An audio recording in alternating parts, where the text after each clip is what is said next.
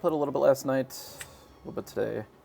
Thought I'd jump on and stream a little bit. We're trying a new version of this, just cutting one card to get it back to 60. So we'll play probably a handful of like sets, since it's sort of best of 5 for the Grandmaster grind. We'll kind of do 5 games with this, and then maybe we'll bounce over to a different deck. We'll see. A couple of one jump aheads are nice. Maybe we dump these. We do have one jump ahead, which is nice with the workshop. I don't know what our opponent is on, though.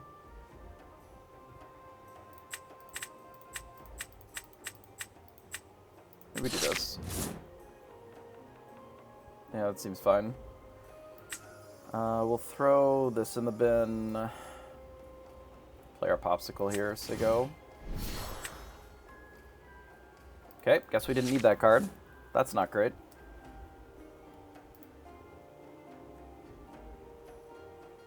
Bit of a handicap, I suppose. Not an ideal start to the game. There's steel blue. It'll be fine.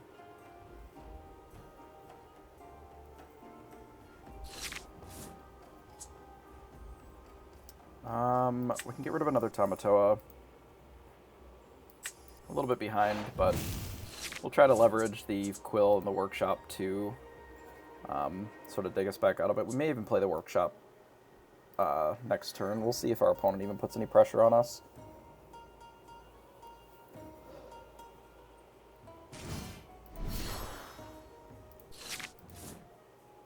Yeah, I think we play this. Just ink this and say go.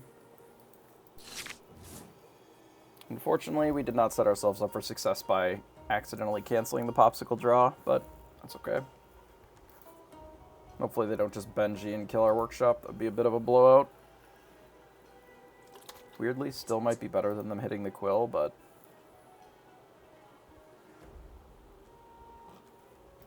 yeah, we'll see what happens.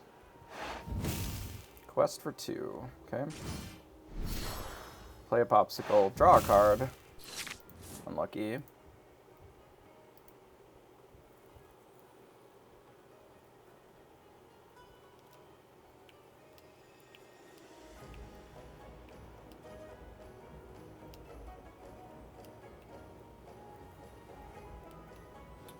They appear to be on like a 55. So they had a handful of extra cards then. I think we can play this. Draw a card. Just ink 1.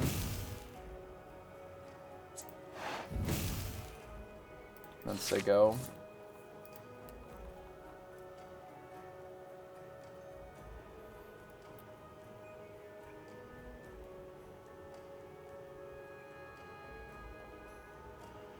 I believe that they inked a Quill, which means that they must have another one. I don't know. In theory, I'm setting myself up to be able to scar and kill their board. They're gonna nick this turn? Sure. If they attack with both of these, and if we draw something that we can reasonably ink, we can blast the Lady Tremaine and scar and kill them both if we want. I don't know if it really even matters. Like, maybe just catching back up is better. Oh, they didn't even attack. Okay. That's good for us. Let's take our time here and actually draw cards. Draw, draw. In this instance...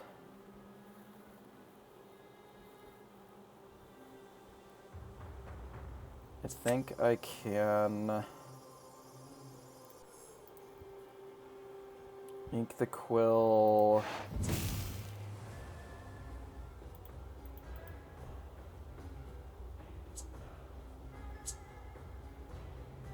I can't even play it this turn. I should have kept the Quill. I could have just drawn a card with it. That's fine. Let's just let rid of Terrain here. It's fine, we'll just keep it in our hand. It's not the end of the world.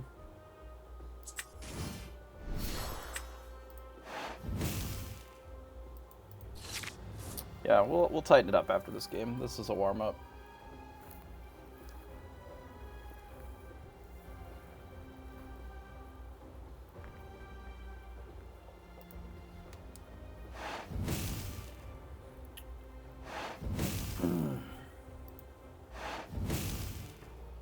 I'm likely going to Popsicle plus Scar and clean up the board.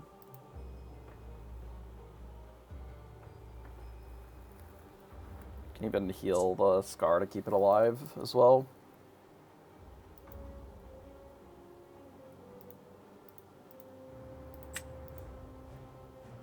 I think they know that I have the Scar too, which is interesting. Beast, sure. Let's lead on this, so we just have more information about what we want to ink. I think we can ink Bell here, and then we'll go Scar.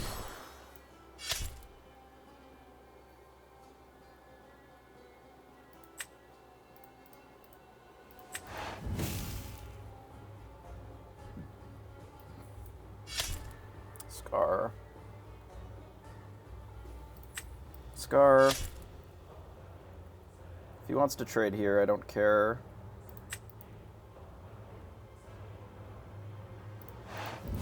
Get in for 2 as I go. Let him draw 2 cards with the beasts.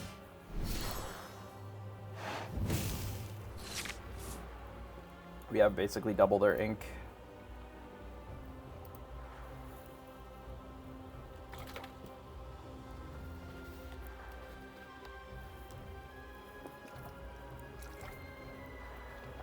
I'm feeling pretty favored here, but obviously we don't know 100%. We're down 2 Tremaines, which is a little rough. I would assume that they have some removal.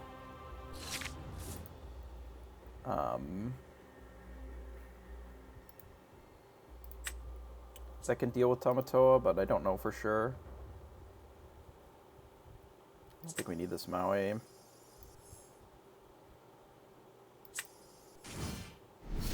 Play Tamatoa, get the Popsicle back, draw 2 cards.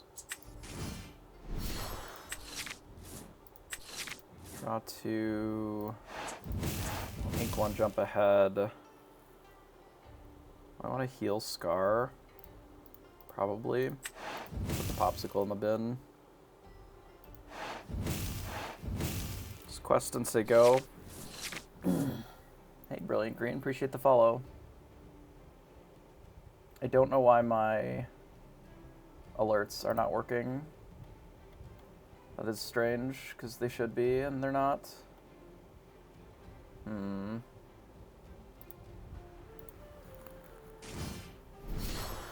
Is it because of Streamlabs?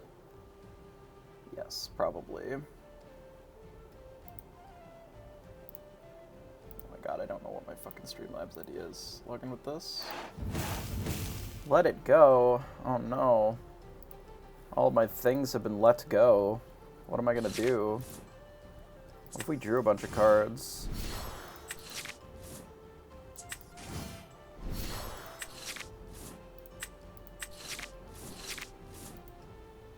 Scar to blast that. That's probably okay. I don't know if I really even need to do that this turn though.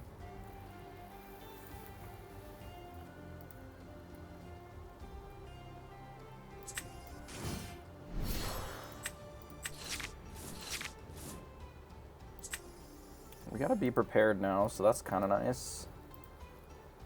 What if I just played this guy? Did this and this and said go. Like, even if they wheel at this point, is that even good for them? I have more than double their ink. I mean, maybe it is if they really want to draw some cards, but pretty sure on my turn I'm just going to B-prep and just blow up the board. especially because it'll stop them drawing cards with this, but also because there's just more shit on the board than what on their side than our side. We can ink this. We definitely won't need that. Let's quest. Draw 2 cards here, see what we're working with. Nice. So we'll be prepared.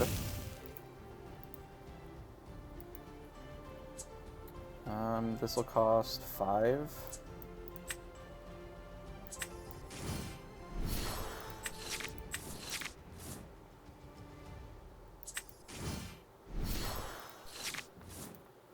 Okay, your turn. Feels pretty good to me. I don't honestly care that much if they have the quill anymore. It's a bit late. It's fine. We can start playing our Maleficents now.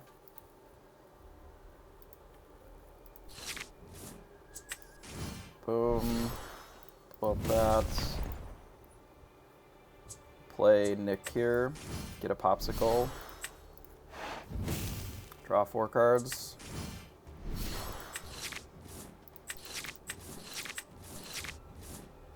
We will ink this as I go. Should be pretty clinical from here. There's not really much that Sapphire can do. I guess he could try to mill us out from here, so maybe we stop. Like, we don't really need more cards from here. Like, we'll just stop drawing cards at this point. Just in case they go, like, wheel into wheel into wheel. It'll be tough because they don't really have the mana to do that. But it is an option that they could have in this spot. We blow that up. Quest. We have lethal on board. We could just play this and then have super lethal on board.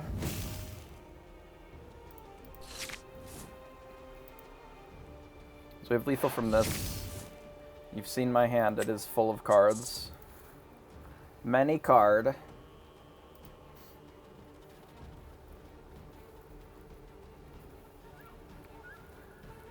Alright, that'll take care of that game. That makes sense. We didn't start that out the best by not drawing a card with our turn 1 popsicle, so we were just down a card, but deck plays itself well enough in the mirrors that it doesn't really matter. I don't necessarily think that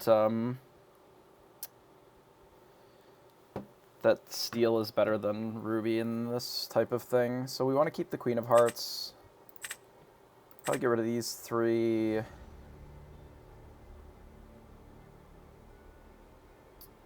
And maybe the Tamatoa.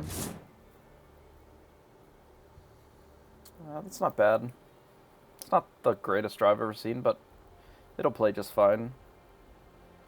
Even if we need to use this instead of the 1 jump ahead, if our opponent is on an aggressive draw. I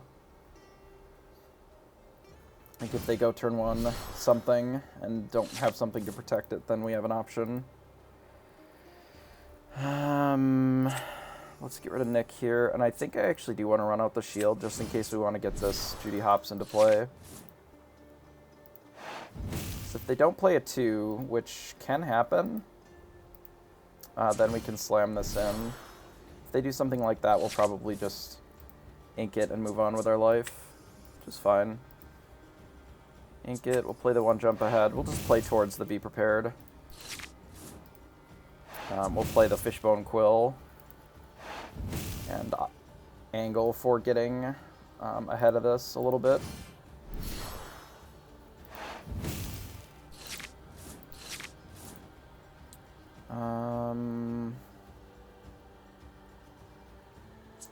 Let's play this. Let's get rid of the Judy. Let's get rid of Belle.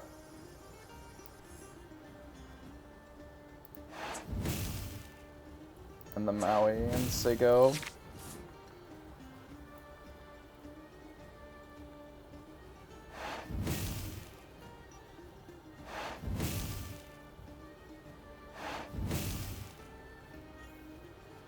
Alright, we'll see what they play here. Hopefully it's just like the goat or something. Goat would be fine. Spellbook is fine. Can blow it up with Judy as well.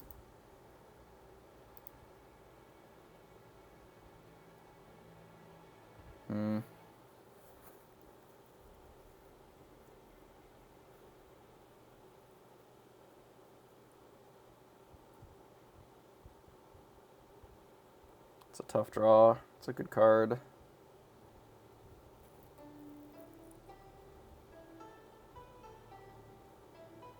We don't really have a lot of draw card is the problem without this workshop. They'll go to 10 if we don't blow this up. Otherwise, they'll go to 8 if they spend the resource on this. We're going to have to get rid of these two, but then we don't have an answer to the spellbook. We're on an 8-turn clock. Because ideally, I think we keep the Lady Tremaine, but...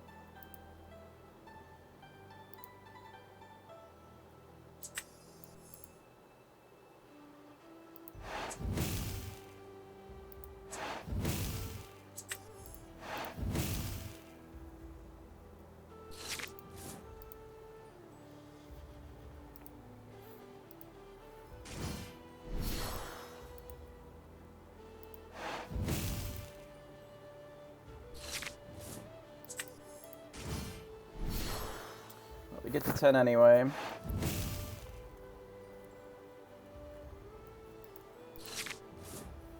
Looking pretty underdog in this spot here.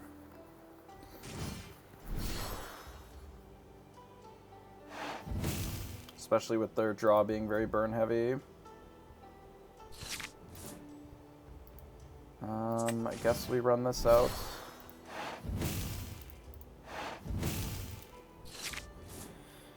If we get some draw, like a Flaversham, we can potentially activate this and maybe race. Like, that's an option.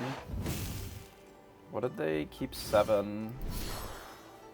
Oh, Lady Tremaine. Okay, fine. Oh, 7 for the spellbook plus this. Yeah, that makes sense.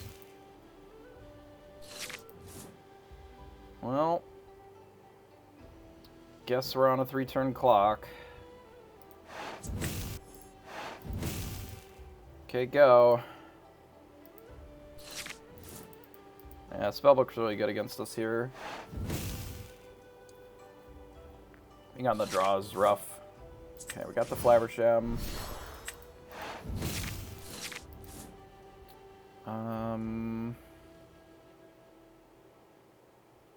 Do we have to play this just to try and get...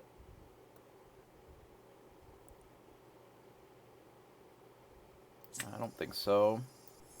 I actually think I play the Quill. Because I kind of need to draw into another Judy and then have an answer for whatever they play for the next forever. 2 of the goats are gone.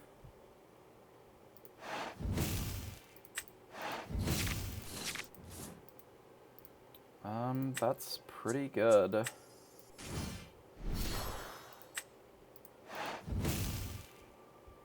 Yeah, let's ink this. Play this. Say go. I don't know if the Tamatoa is going to be enough to... Dragonfire. Interesting. Okay. But clearly not with the Dragonfire.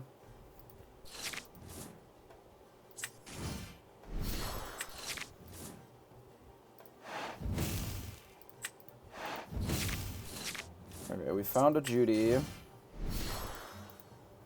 So we're not just dead. It's not great, though.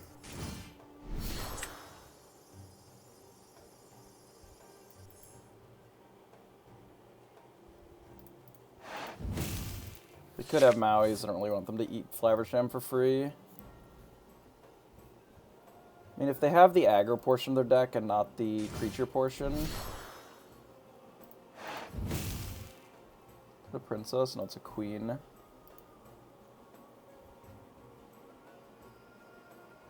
Interesting if they got rid of the snake instead of just bouncing their Tremaine back to hand. Oh, they had the ability to do both. I see. Okay, that's fair.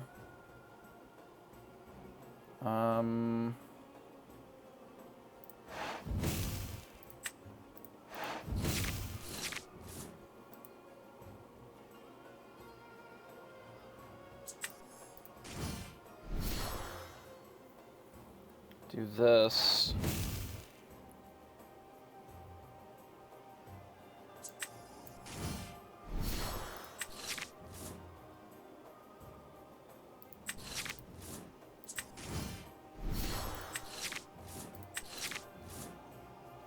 And then we can ink one of these and one of these just so we have more resources to work with.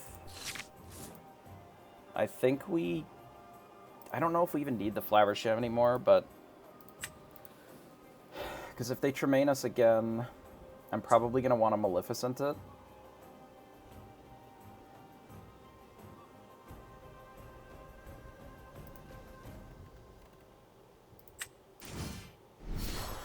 Oh, fuck, that's not good.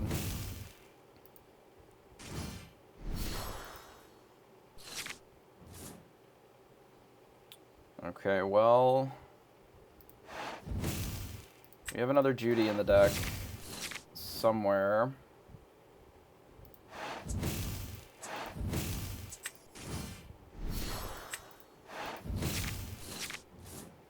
Okay, so we found another Judy.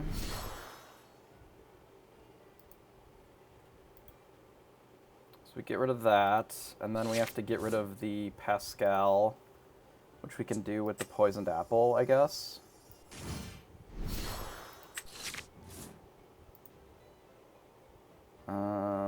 Tap this thing, and then bash it here, and we can ink this. Okay, we really need them not to have a goat, though. That would be a bit of a tragedy. I don't care if they blow up our board, as long as they don't have the goat. So we'll Tamatoa, we will get the Poison Apple almost seems better than the Popsicle, but I think we need the Popsicle here. I don't think we need all of these scars, so we can draw a couple cards with this. Draw. We can do the one jump. Play the Maui, say go. This plays our on the Lady Tremaine.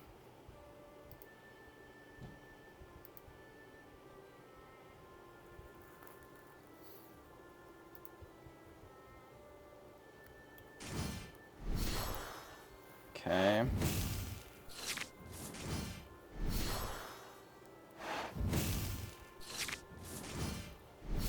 Okay, play three things is not great for us. So how do we need to board wipe this turn, or we need to kill them. So Tamato is currently on 4. I don't know if it can get much higher than that. We can definitely kill 2 of them with the Tamatoa and the dragon. With the Maui, but I don't think we can get the last one without something else.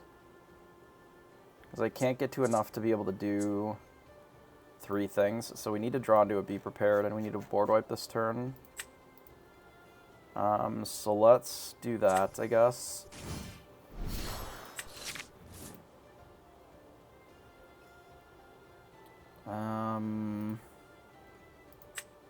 We have 17 cards left. It's very doable.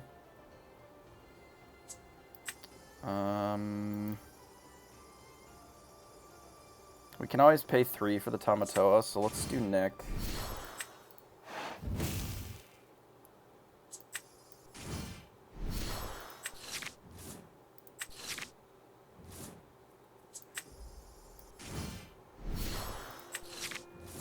Okay, so we drew the Be Prepared. So we need to use this to quest for as much as possible, I think.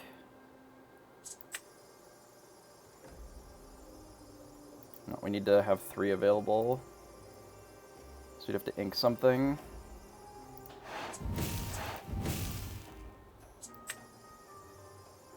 We'll ink the Flaversham. We don't really need him anymore.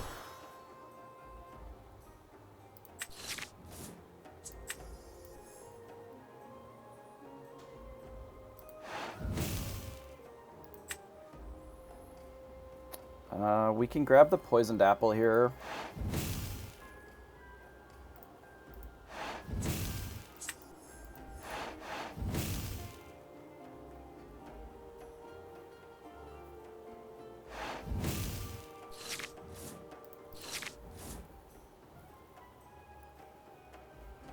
I mean, we're still just dead off the top to, like, a bunch of things, so we're not in a great spot. But we did get a significant amount of the lore now. Bell is a pretty good draw as well. So if they only play one thing, like if they just play Lady Tremaine, then we can play out a Maleficent. Yeah, that's fine. Okay, play Maleficent, blow that up. Ideally, we'd like to find another thing. Quill, Bell. Okay, Bell is good. We can ink the Quill, play Bell, say go.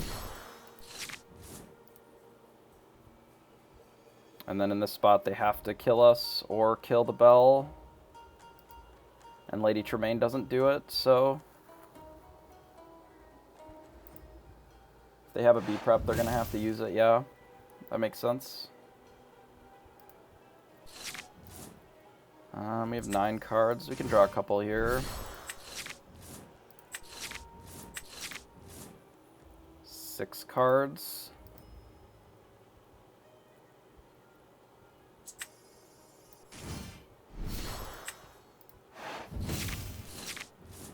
Okay, that'll do.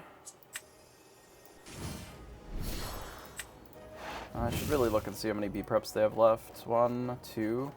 So in theory, they can have another B prep, so I should be a little conservative. I should put enough to have lethal on the board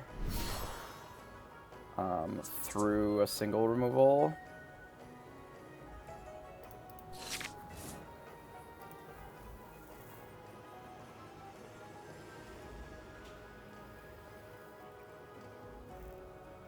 I guess if they remove Nick directly, then it doesn't. This doesn't work, unfortunately, so I fucked that a little bit. I would have had to have played Scar, I guess. It's kind of the same. They play Maleficent, that's fine. We can get him down to lethal with one more draw available.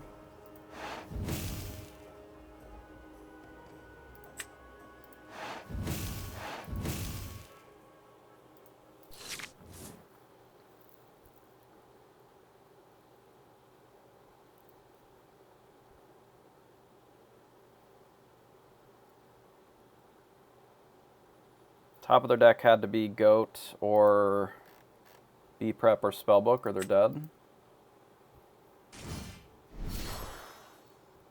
Yzma, sure. If they have another Yzma, they could shift it and then kill us. Well played. I wasn't even thinking of that as an option. Where am I getting these extra cards from? Hello? Where did this Maleficent come from?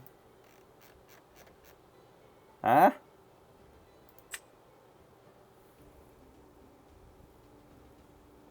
What? No, I understand that, but I have 0 cards left in my deck. Is the deck count wrong? Oh, it goes back in. Ha! Right. That's right. I forgot about that.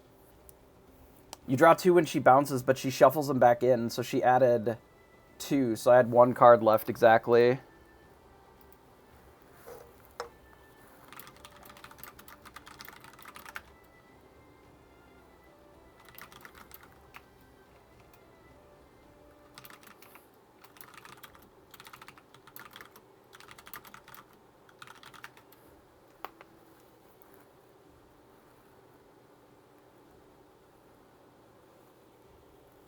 That's crazy.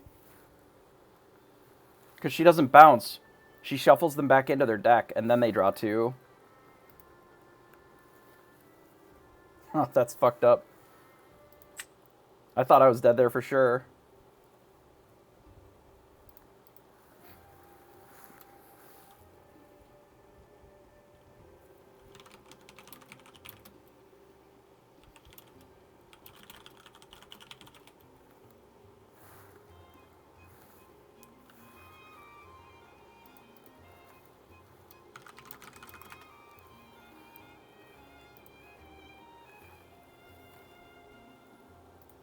Yeah, so basically...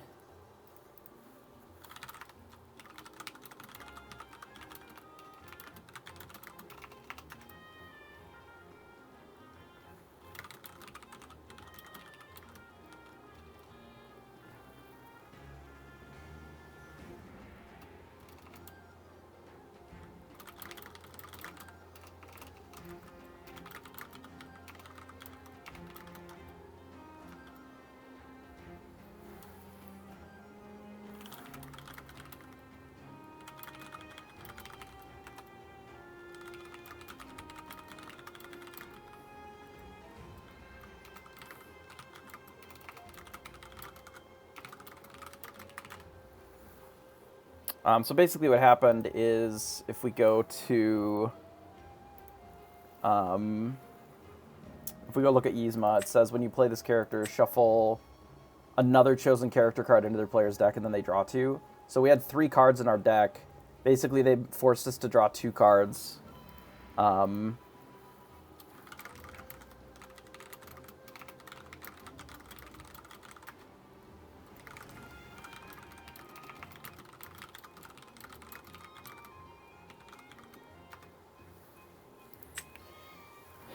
But yeah, we'll play the bounce deck. I think we'll jam another bomb pop here with the updated version, and then assuming that we win, then we'll play the bounce. I quite like the version that has the Be Prepared, because I think it is aggressive enough. Like, it has enough of the aggro package available to it that it can still just like be the beatdown, but it also has that safety valve of if they get behind, they can just, you know, be prepared and just use the card draw from their things. Yeah, the Ruby's like the only reason, or like Be Prepared is the only reason really to play Ruby. There's some okay Ruby cards, but Be Prep is just the fucking business. It's so good. I also have a bunch of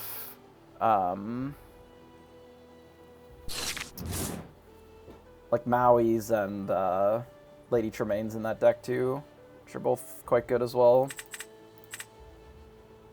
I think we really even need Bell, but I wonder if I keep it for the ink or the second rat. I think I can send these 4 back. Yeah, that's fine. Yeah, I could see that. They were steal something. Don't really need Tamatoa this early. Popsicle, Sicko. We drew a rat again, that's fine. If we don't have any ramp, we'll just go for the Quill and then ramp that way. Do Quill into Flaversham to refill our hand. Then we'll just ink up to Scar if they're aggressive or whatever. Ruby. Okay, so they are going to be pretty aggressive here then.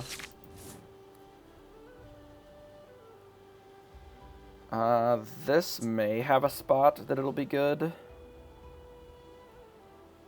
At least I don't need to ink it right away. I wonder, I could just play it now and just keep them off of attacking. That might be better.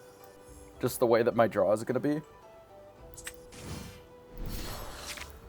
Because I'd gladly trade it here, but also if I can just have them not attack for a turn or 2, that's fine. Like, if this is good for just buying a little bit of time, that's all I really need. Because I generally should be favored against a deck like this. Obviously, we haven't seen all of their cards, but typically the big deck will be favored over the one that is playing a little bit closer to the ground. Hey, Bannable, how are you? They untap their shit? What a fucking twist. What a twist. How goes your grind? I don't think I need both of these shields. I wonder if I just don't need Maui. And I just play towards Scar instead. Because this will put me at 4-6. We'll do this next turn. Nah, we'll get rid of 1 shield. It's fine. I think I just quest. Busy all day? Yeah. I could play the shield, but we're going to Popsicle with the rat anyway. And I might need to use this for ink, so we'll just pass. I'm probably going to play Flaversham next turn, but depending upon what they run out, I might have to Maui.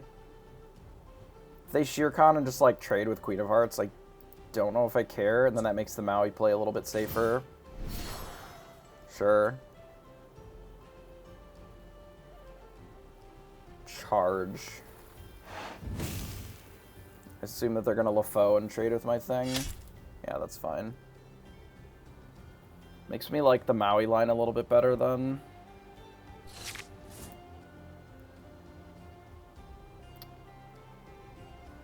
I don't want them to get too much lore. Let's just do this. We'll bash here, and then I don't think I heal it with the popsicle. If they want to trade off, I think that's fine.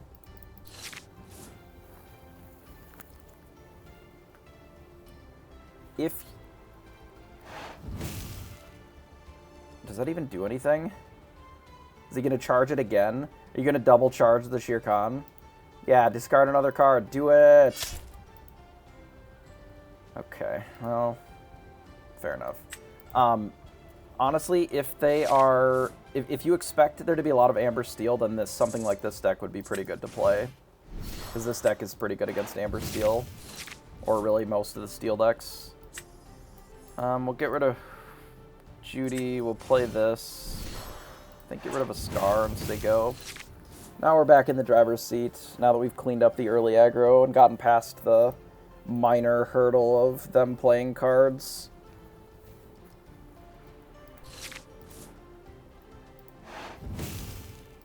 And also we get to draw 2 cards every turn forever, so that's neat.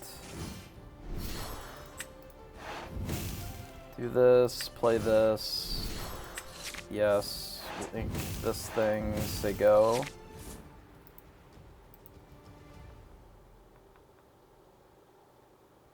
I am playing a little bit fast, but certainly if anybody has any questions, just ask, and I can probably explain my thoughts on stuff. So the top end, so you can see the whole deck here. But the top end is Maleficence, like most things in this format. Let's get rid of Scar. I guess I just Tremaine.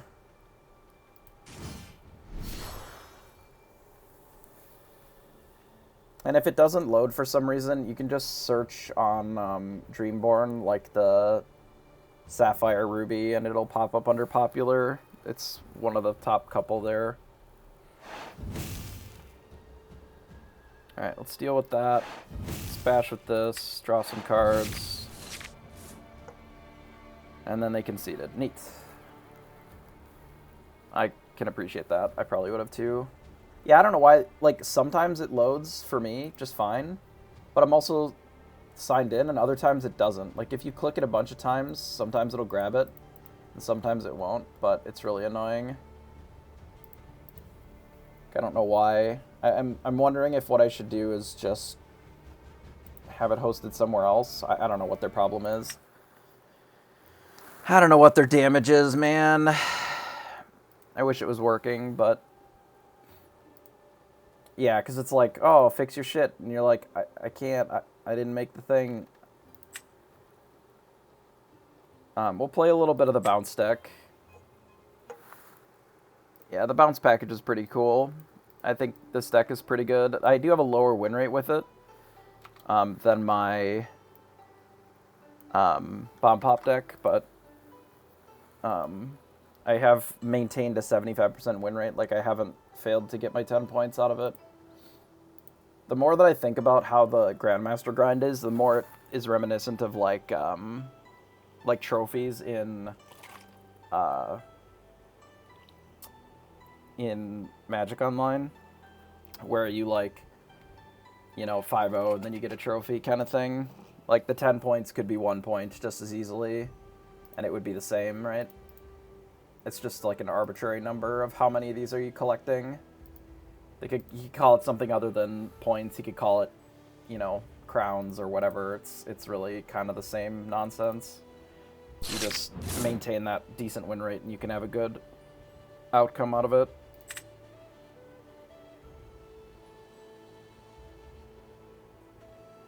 Yeah, that's true. I mean, you can go 3-2 sometimes, but doing it consistently over like a long period of time is a lot harder, certainly. Getting a trophy is harder, yeah. Having to actually 5-0 instead of 3-2, that is certainly accurate. Do I want to keep this spellbook? Nah. That's fine. I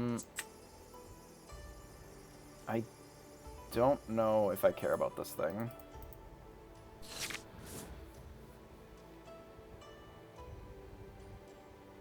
Yeah, and that's fine. Playing on Pixelborn is pretty sweet. It emulates most of the game. Like, it's not 100% right, but it does a pretty good job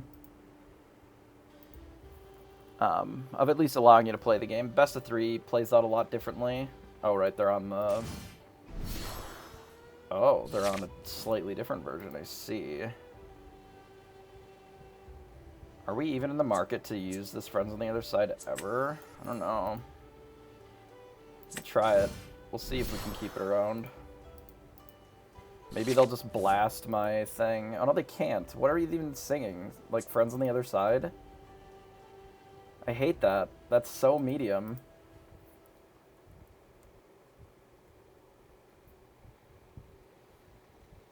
So this one is also here, but gruesome and grim.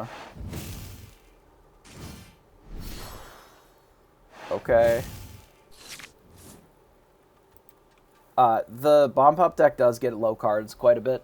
You have to manage that, because there's a lot of resources that you get. You'll just have to practice a little bit more to be used to getting low cards. I mean, we were at 0 cards when we won our game a little bit ago, because our opponent made us draw 2, which was unexpected.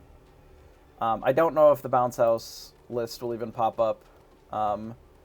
Let me see if I... Oh, okay, they conceded. Fair enough. It must have bugged or something.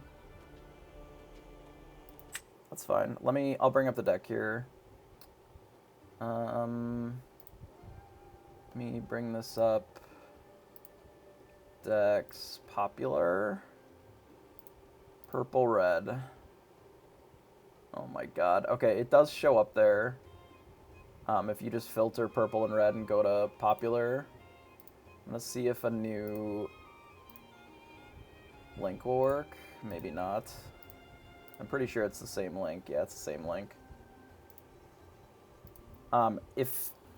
So, this game is developed in the Unity engine. Yes, it's the one that runs a couple of minis. Here, I'll just show it on stream real quick. It's the one that runs this creature package, this removal package, with the 3 spellbooks. Because they're bad. No, they're fine. I don't need them. The version that I'm running for the Bomb Pop is like a lot tighter of a list. Like the one that runs the stuff to the board, I personally don't love. Like the Zeph version with the grandmas and the teeth and all that nonsense. Like, I found that I haven't needed it. Like, you can navigate most of the games without those cards. Like, with the... with the creature package that we have, like the bells let you close the game. The grandma is okay if you have teeth as well, because the teeth and ambition lets you, like, blast your grandma, blast her thing for 2, which is fine. But, like, I would rather just cast 1 jump ahead and then skip past that slot. So if we look at our curve, our 3-drop slot is pretty flooded already. And our 4-drop slot is even worse. So what we really want to do is the 3s that are important, so in this case... like Fishbone Quill is really important, or even getting a workshop down early is really important. Mostly the Quill. This is the most important card to play on 3. If you play 1 jump ahead, you can also skip straight to 4. So you can have a curve that's like Popsicle, 1 jump ahead into, you know, Rat Fuck here. And then now you got this rat guy in play drawing you cards immediately, and you're up on both resources and ramp. So it just does everything for you. It's very, very strong. So this was in place of Mickey Mouse Detective because it just didn't feel... It didn't fit the curve very well because we don't have that many 5s. We only have Maui. So going Mickey into a 5 doesn't do anything. There's nothing there. So there's nothing for us to do in this part of the curve. We're really just playing a lot of these cheap things into a lot of the expensive things, right? So... we don't need that, oh, Mickey into Maui line that some of the other decks do. And we also don't give a shit about, like, the creatures in the early board. Like, we don't enable Rapunzel at all. Like, there's nothing in our deck that really cares about early Rapunzels. We just ignore it, and then we turbo ramp into a Scar or a Be Prepared, and then we clean up the boards, and then, you know, you can still sometimes lose to, like, the bounce deck, though, which does happen, which is one of the reasons that we're also playing that one, because I think that deck is pretty good, too.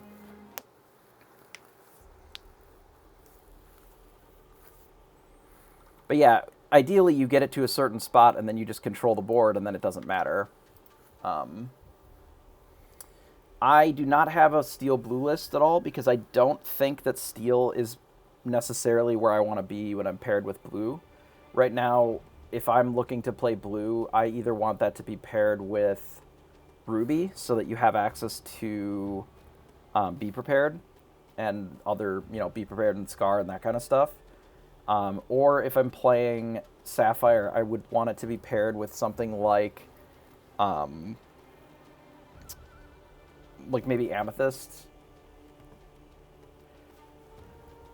Yeah, like Steel Song is just kind of bad against the Bomb Pop deck, so I'd rather just be on the other side of that, and because a lot of people are going to be playing Steel Song because A, they maybe already had it from last season, and B, it's a pretty strong deck against a lot of the metagame. However, it is not a particularly strong deck against against some of the things that we're playing. Do I really want this Arthur? Yeah, probably. I could absolutely believe that. I could absolutely believe that Amber and Steel took first and second.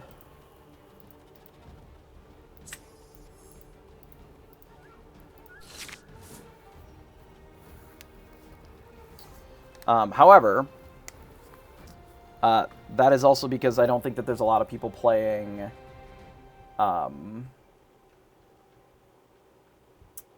playing Ruby Sapphire either. This is a fucking shit draw from us.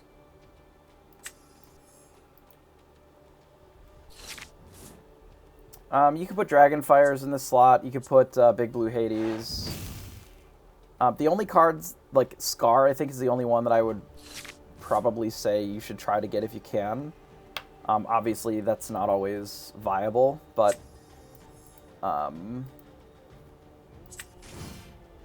yeah, just some other, you know, 187 type of an effect would be fine. Some other thing that kills the thing when it comes into play.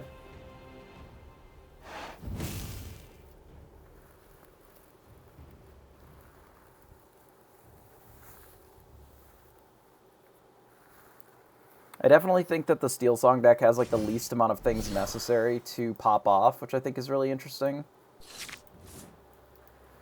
Man,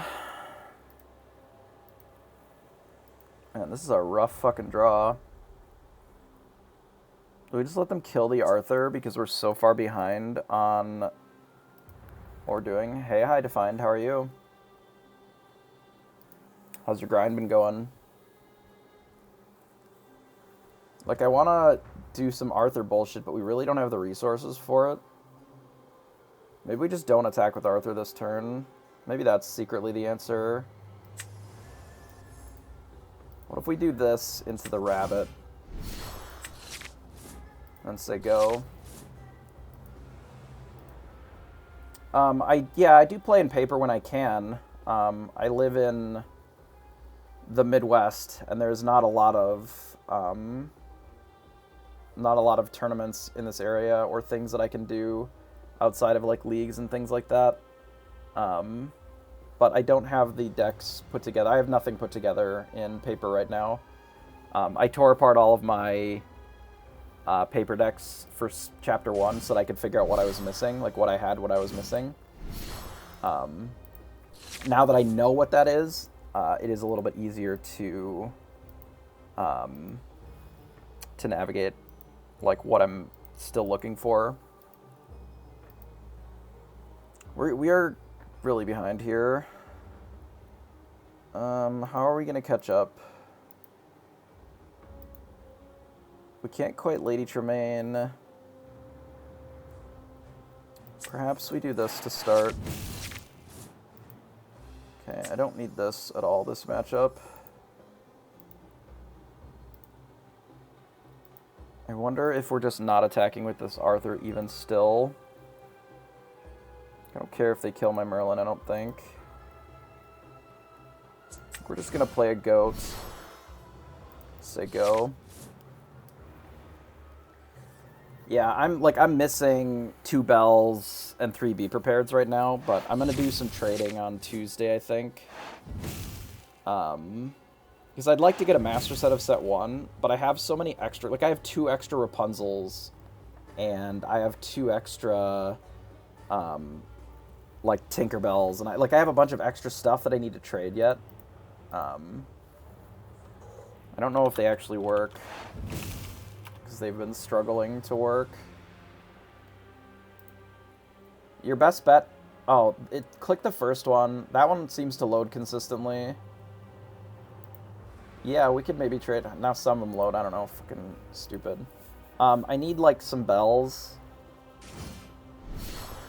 Everybody needs Rapunzel. It was, like, the only thing that I opened a decent amount of. I did buy some because I was playing with the deck, but I bought a couple of them. Yeah, set 1 bell.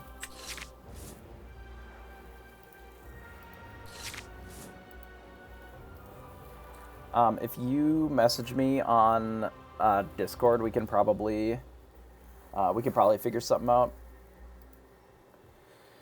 Okay, so we can bash this.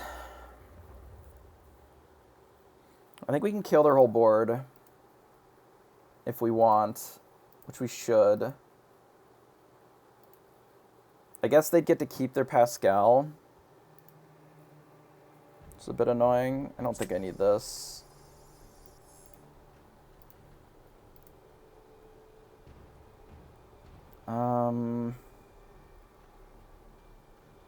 Well, they would just keep this one dead, right? They would just get rid of this one.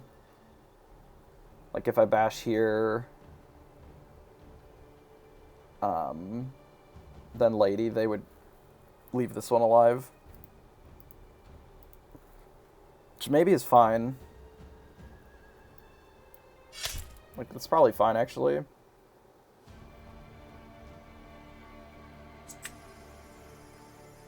Or maybe I don't even give a fuck about these Pascals. Yeah, I think that's secretly the answer. So I don't give a fuck about these Pascals.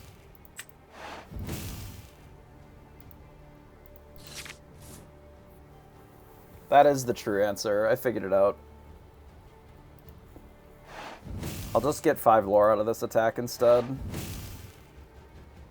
if they Tremaine me, they Tremaine me.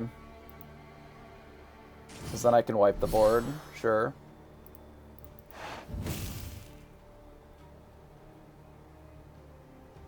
Because then I'm not, like, wasting resources on this garbage.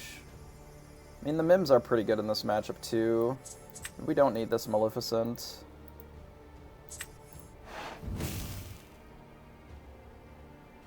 Because now if they play, like, a single thing, we can Lady Tremaine, and if not, we can just Merlin and then Mim. Or we even have the option of, like, Tremaine Mimming soon as well.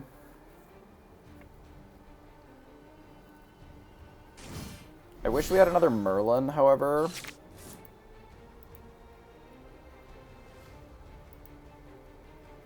You know what? I think I'm gonna do this. Arthur's a little scary.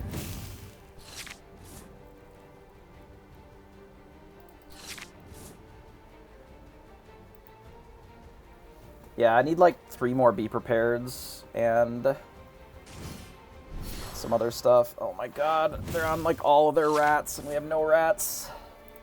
Or rabbits or whatever. It's fine. Spellbook is a little rough, but we can Tremaine now.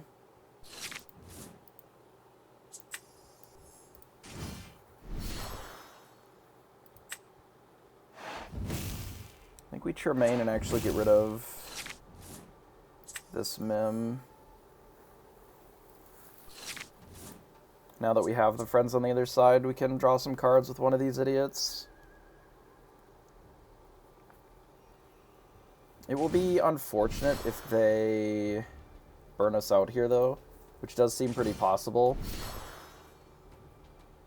Because now they can hit us to 12.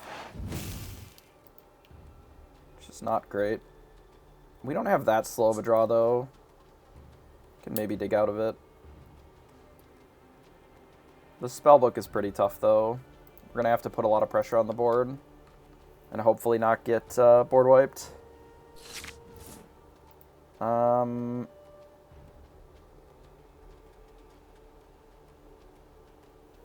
Not necessarily red-purple. There's quite a few decks, actually. It's kind of nice. Could bounce Lady Tremaine and just replay it. Maybe I like that, actually.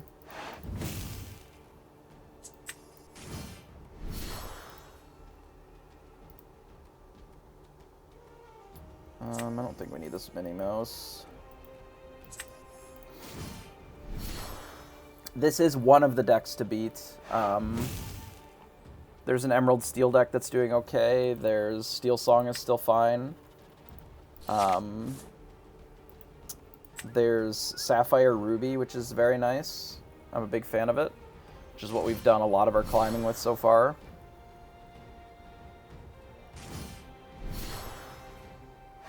Gonna get rid of their goat, sure.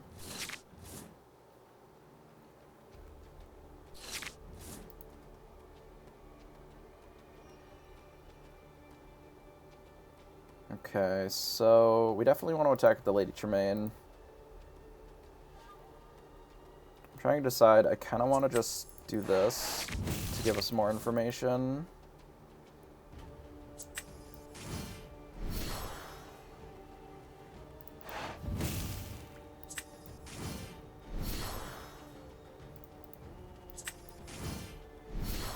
Well, if they've E-prepared us, we die.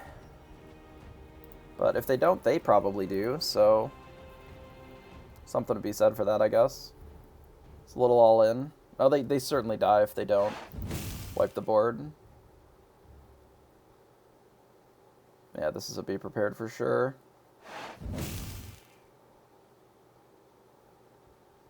They're going to put themselves to 17. Like, we're probably going to lose this one. I feel like I had to commit to the board, though. It's like we don't really have enough time to do anything else. Think we're dead. It happens. I don't love this deck as much as the other one because we just don't get to draw as many cards. If you don't find the draw pieces, like you have to find more of the rabbits and the Maleficents, and we found one rabbit and that's it.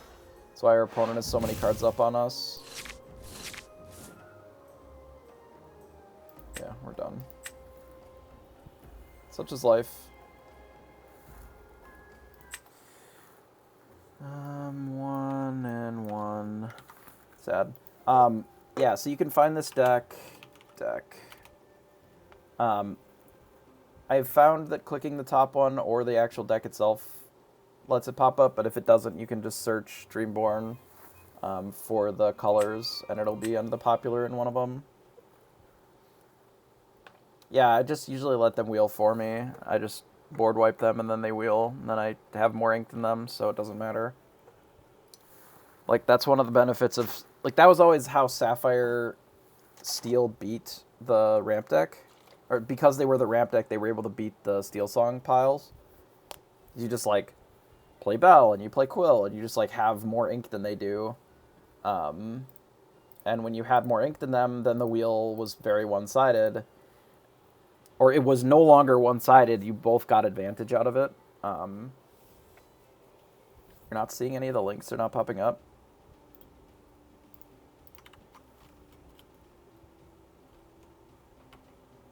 Or does it just pop up and do nothing? Because that wouldn't surprise me either.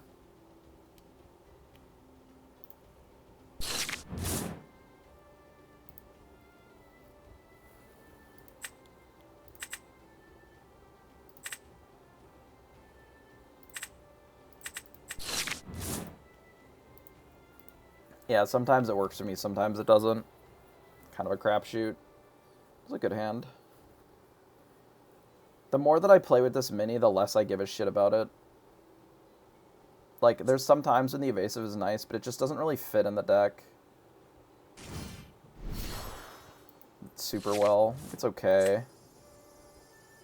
We might need this Maui this game.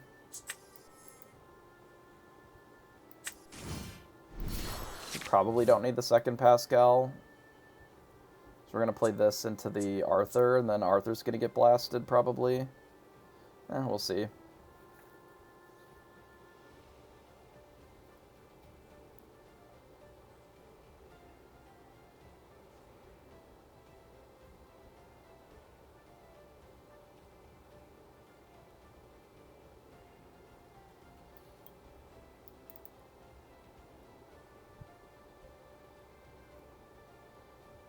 We could maybe put the deck list on the side here. I have to do a little bit of photoshopping, but I could, like, cut the lists out and then line it all up over there into an image. That is a possibility.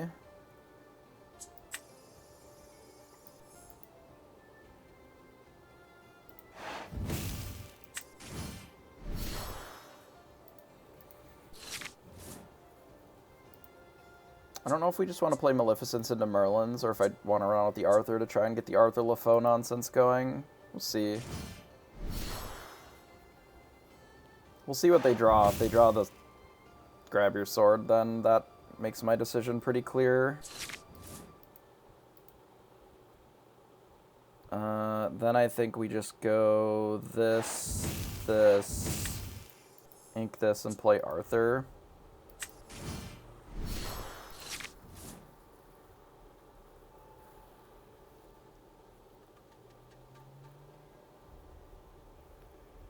Presumably they can just fucking do that. Yeah, it's fine. I'm not even really sure how strong that play is for them. Like, it's okay.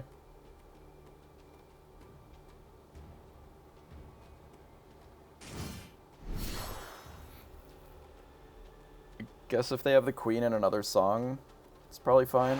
Yeah, sure, Storm Rage on. Okay.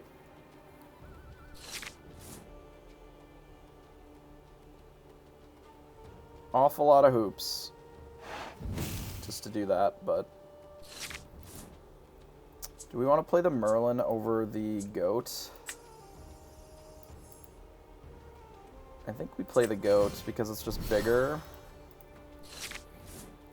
Because presumably they're going to wheel us this turn anyway, and then we don't need the draw as much. Like, tap Ariel to sing. Wouldn't surprise me at all here. They have Beast, I see.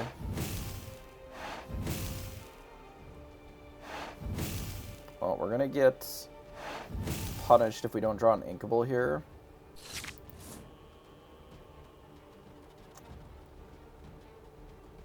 Interesting. I suppose it's probably still better to Maui this. We, like, hit this, Maui this. Yeah, that's fine. The Mim is very good here too, though.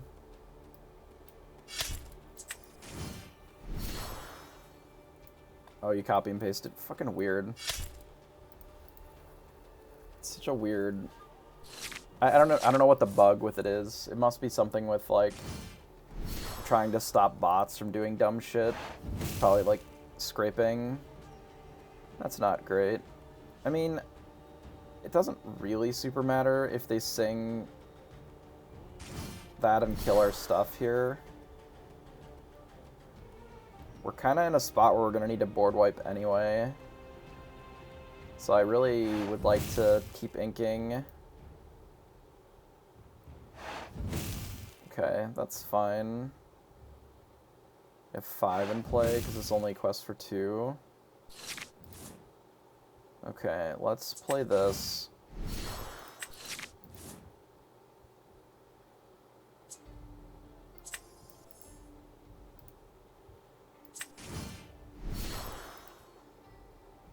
Play this, I guess.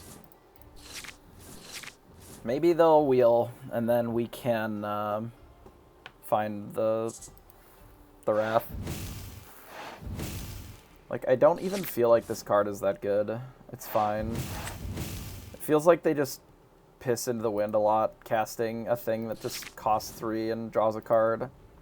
But maybe that's just, like, how they like to play the game. I can understand it being pretty good in their deck, but...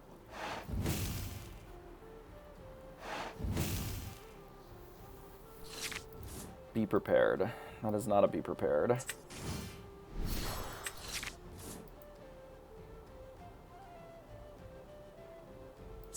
don't think this is ever going to be fast enough.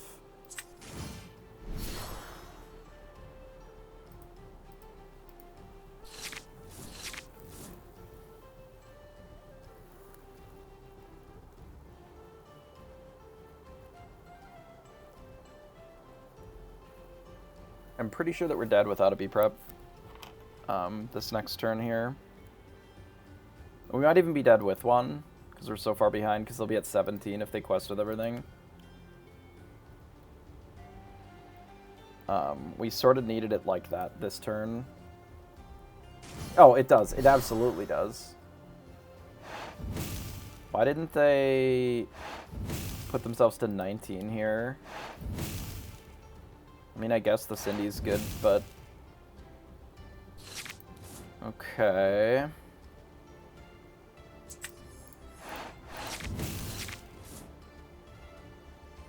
Okay. Yeah, those are some of my worst runouts on that. Overall,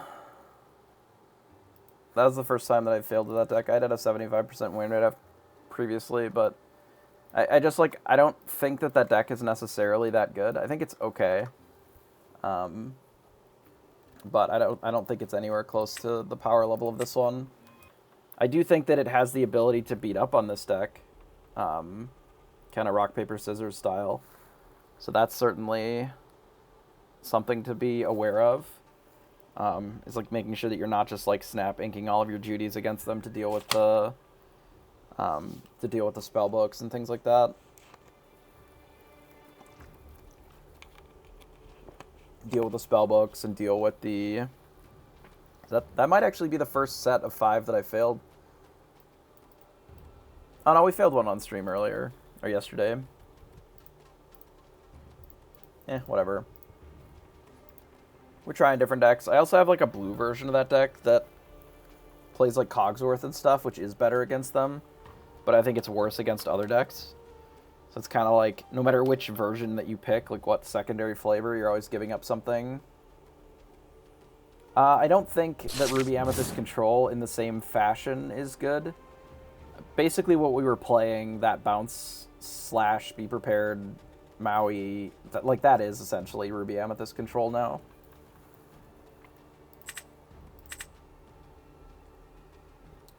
I'd like some ramp.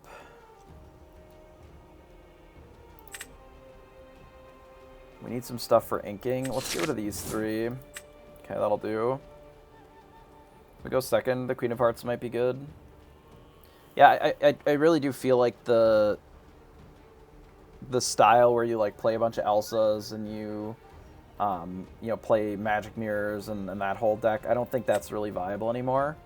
But the version that's playing like the Merlin Rabbit and those kind of things is still reasonable overall. Or it can be, at least.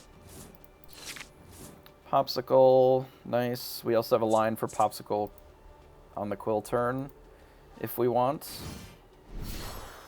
So they are playing the Pinocchio version.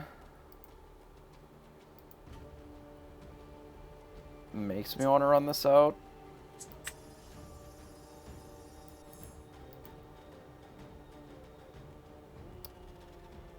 Because we can't really do it next turn because we're going to Quill. I'll just do this preemptively. And if it makes them need to protect their Pinocchio or whatever, that's fine. This is the more aggressive version of this deck. It doesn't have as many legs in the late game, but it can be pretty strong getting to that point. What the fuck is this? No idea what this does.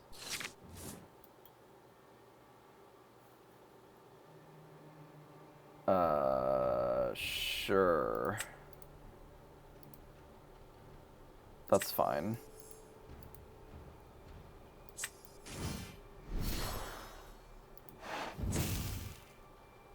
Doesn't have evasive, right? No.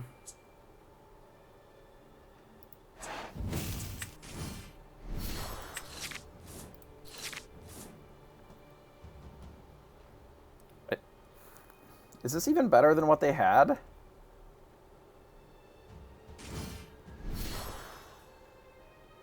Like, I don't even know if this was better than what they had. I guess this is the only way to protect it. So then I guess it makes sense. Like, if that's the play.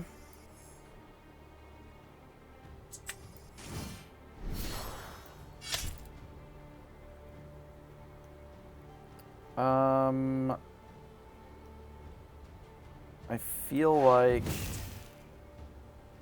we can do this and say go. We could have healed twice here, but I think I'd rather Judy one of them and draw a card, potentially.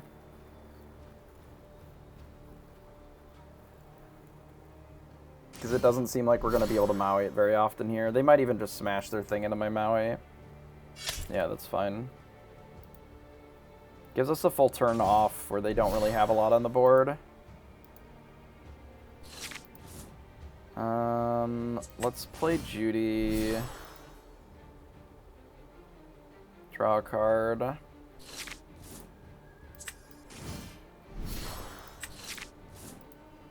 We found a Nick.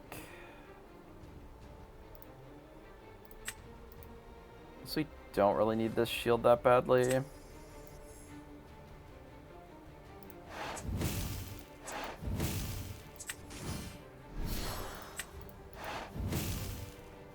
Let's do that and pass.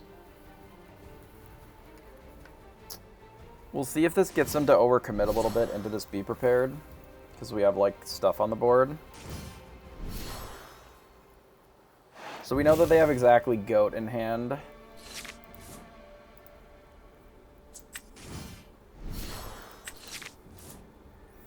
We found a Workshop, which can be good. I believe that what we do is we Be Prep. I'm debating on this Bell. I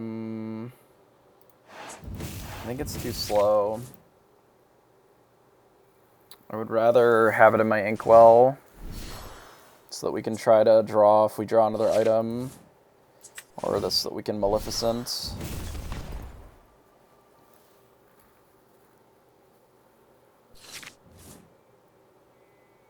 So they still have 3 cards in hand, but they don't really have enough ink to make 2 plays in a turn, really. Getting rid of draw 3, or draw 2, okay. Cogsworth, sure. Motherfucker. I was supposed to eat this first. Ah, shit. That might cost us this game, actually. I need to slow down in my play.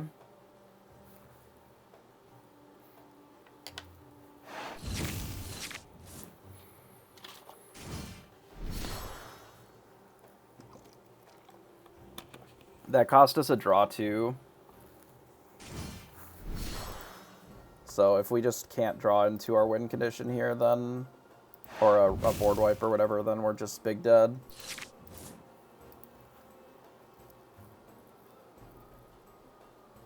One, two, three, four, five.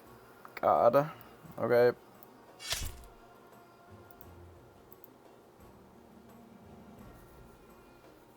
What the fuck am I doing? Holy shit. Stop playing like shit. Christ. Literally, I was supposed to hit that with Scar. I'm just like... We're just dead. Let me out of this game. Let me the fuck out. Let me out. Holy fuck, that was played so badly. I'm gonna delete my VOD afterwards. That was dog shit. Holy crap. I had like 5 play mistakes in a row. I don't know. I definitely did not deserve that one. Christ. It wasn't just one, it was like 3 back to back. Woof. We can keep the Judy for ink. It's a really shit hand.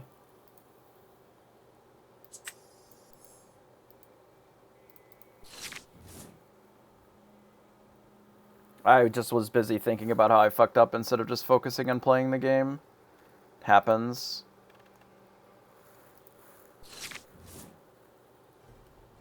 Didn't even see what they inked. Might be a short stream.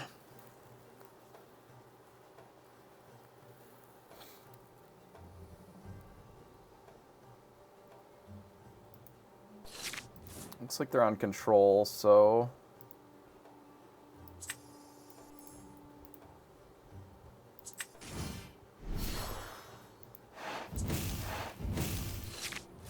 That's pretty good for us, then. Yeah, they're on some Dirtle control.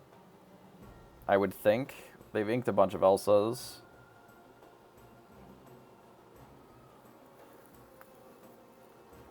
It could still be on bounce. Yeah, they're probably on bounce. God, I hate this so much.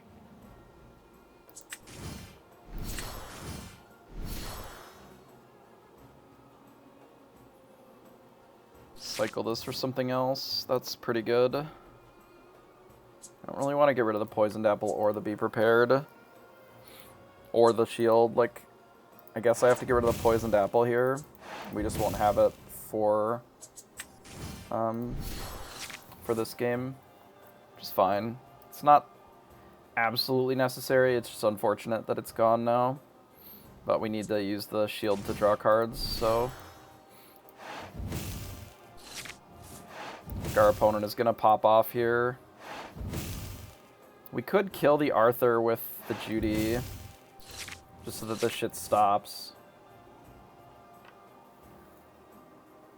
Or we could kill it with the Lady Tremaine and get rid of the Be Prepared.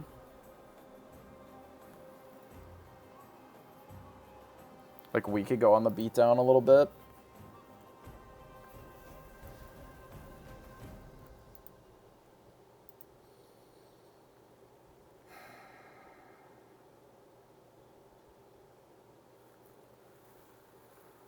I'm like getting a migraine. Might have to go grab something for that. Like, this doesn't really forward our game plan. I think we'll do this while we can. Just get a little bit of pressure on the board.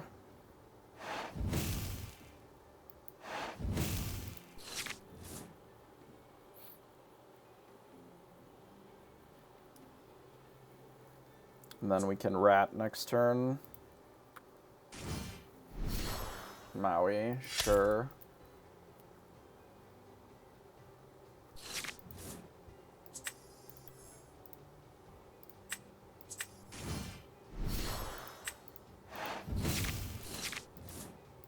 It's not bad.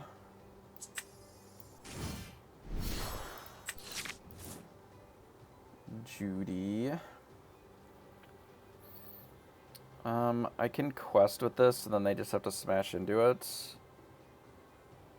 I could also just hit it. I think I'm gonna do. Creedler. I don't think that I want to get rid of the Judy just yet. Though there is something to be said for just having access to more ink. Because it is inkable on its own, I can still double ink next turn if I need to.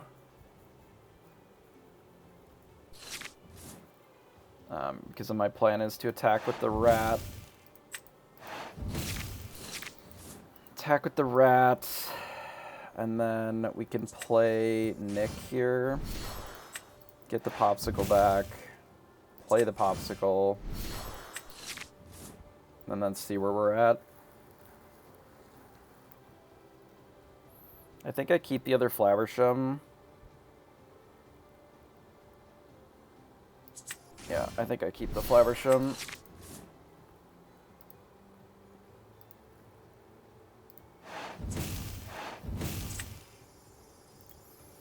Maybe Maybe I want the bell.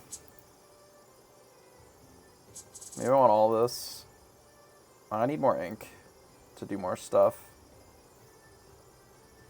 I don't need this Judy. I lied. I don't think I need the Judy anyway. Maybe I do. Maybe I don't. They're going to immediately play the spellbook and gain 1, but I think that there's enough. I don't care about the Maui. That's why I kept the other Flaversham. It also time walks them. It's fine. Like, they've been trying to control what I'm doing with the Mauis, which is not really that valuable. Like, it's okay. Certainly.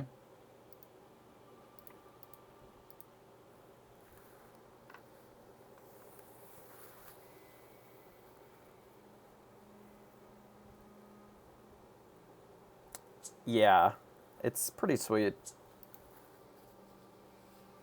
I also appreciate that he can do it more than once. Alright, Flaversham. Draw some cards. Maurice's Workshop. Well, that'll be useful for drawing cards eventually. Do I want to commit the other one yet? I don't think so. If I do this, they're just going to Maui it. It doesn't really matter, though. Kind of don't care.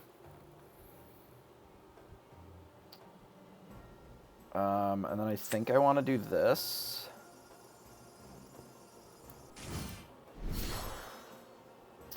Do I just ink this B-Prep? I don't even know if they're playing that aggressive of a deck.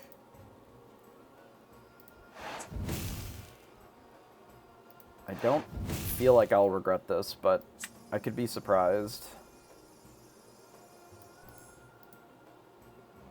And I often am. Alright, Sego. We can use this Scar to clean up the board next turn.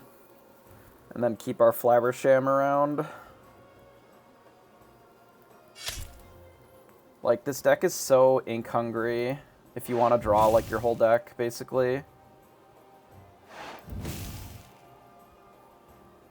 Yeah, I'm pretty sure that I know what they're playing now, which is more of the control deck, which would explain some of their choices this game. So I'm kind of happy with my decision to do that then.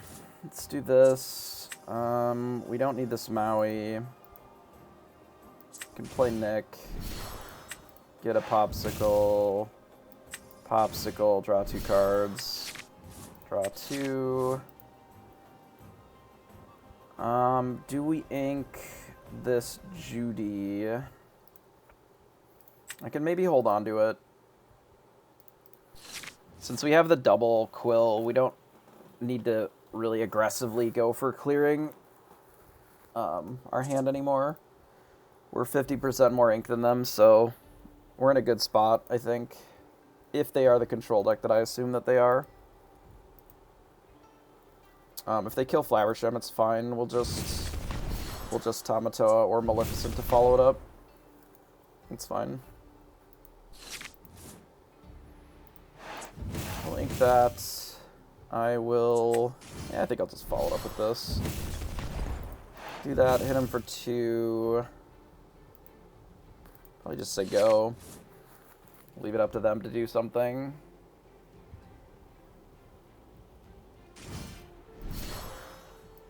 Another Maui, sure.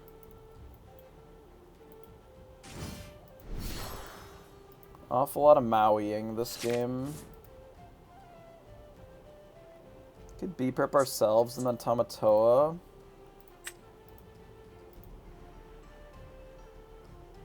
Kinda don't hate that. B-Prep is really that good for us in this matchup. It's like okay. I think I'd rather draw this because we only have the one Workshop.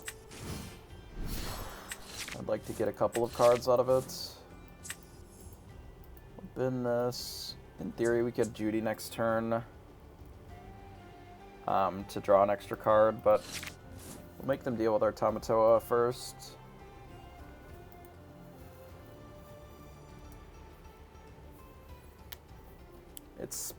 It's tough because the Reanimator deck could get a little out of control. Okay, that's fine. We could have Judied and drawn the Popsicle again, but I think this is acceptable. I don't think I Bell. I think we just do this and pass. We want the Bell as a follow-up to another board wipe.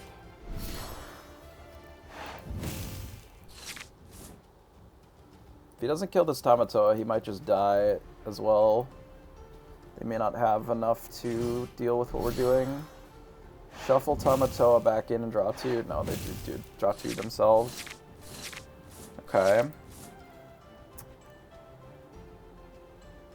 So this is questing for 7. I think I'm going to do this first, actually. Just to see if we can rip a few more items.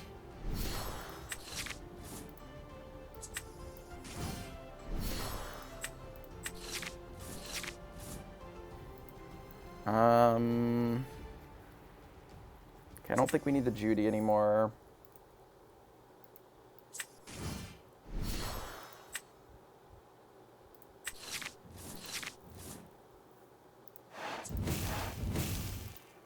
I can't quite get it any higher than that. That's okay.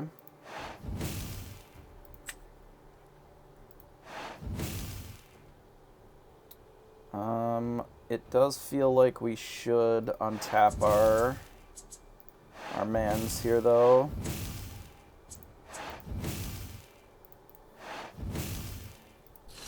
It is extremely fun. This deck is awesome. Our opponent's out here doing, like, the most fair things imaginable. They just shuffled our Tamatoa back into our deck. Like, all of these bells are instant lethal as well. Like, we're going to be able to play a bell, like, maybe 2 bells and a Maui. How many B-preps have they used? 2. We can Maui this. Interestingly, we can just untap it, too. Just play a bell and another bell. We could draw a couple cards. We don't need that many. A couple, I mean, as many as we have. We don't need this to draw any more cards. We can just quest with it. The double bell is so that they have to be prepared if they want to not die. Which essentially time walks them because it's kind of their whole turn. And then we'll just be able to present a singularly lethal threat every turn, pretty much. I wish we were at 18, but it's fine. Yep.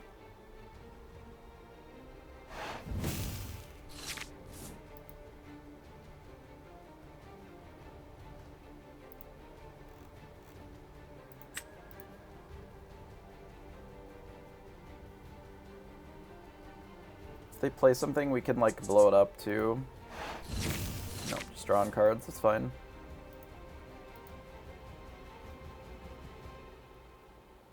I wish we didn't get rid of all of our 2-drop idiots, because it makes this a little tricky. So that's 3 of the Be Prepareds. Let's crab. We'll get another shield and just pass. I'm going to make them have to answer my threat every turn. Yeah, that is a card that I suspected that they might have, but that's okay.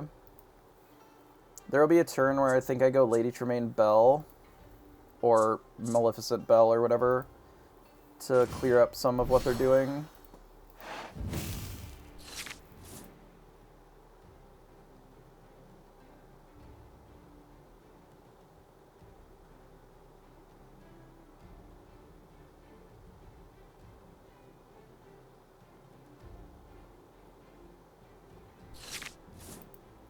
Also just double Maleficent this. I feel like I'm better off just doing Maleficent.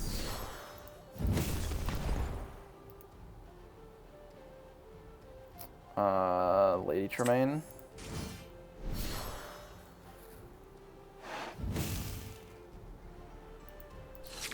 Because they still have to answer this too. Ideally, it would be able to be prepared.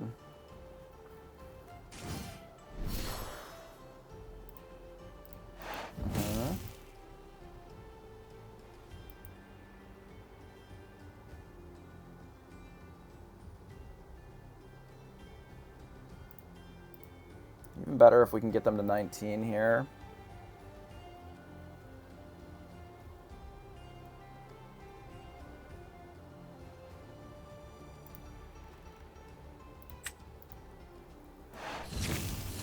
Draw 2. Yep.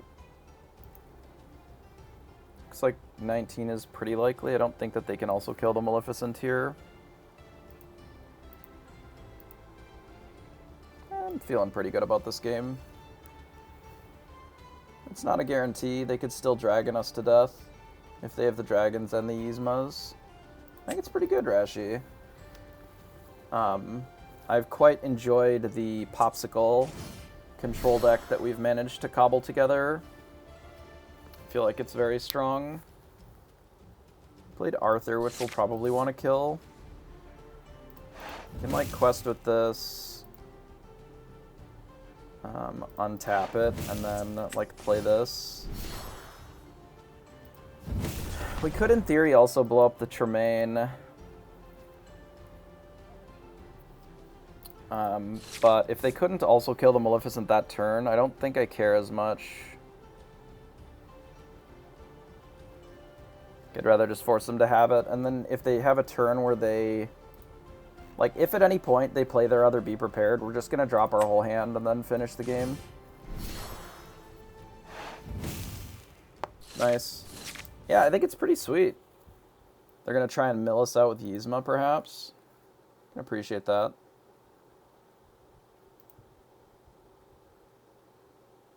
They could try to race. I don't know if they think... We've only used, like... There should be one more Be Prepared in here. I think. They're gonna go for the classic, like, shuffle in Yzma to make us lose. I appreciate that. It's fine. I believe that we go Be Prep into what, Bell Scar maybe?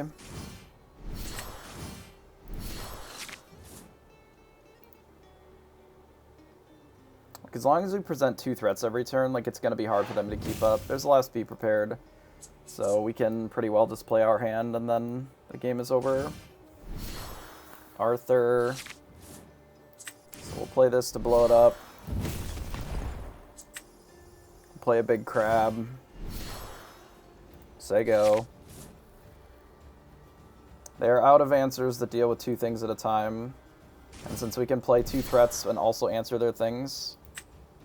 I don't think that we're too concerned.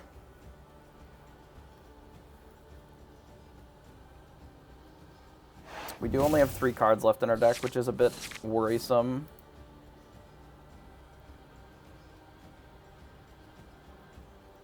They might actually get us. If they can replay their Yzma again, we might get milled out. Oh yeah, they got us. Because we can't,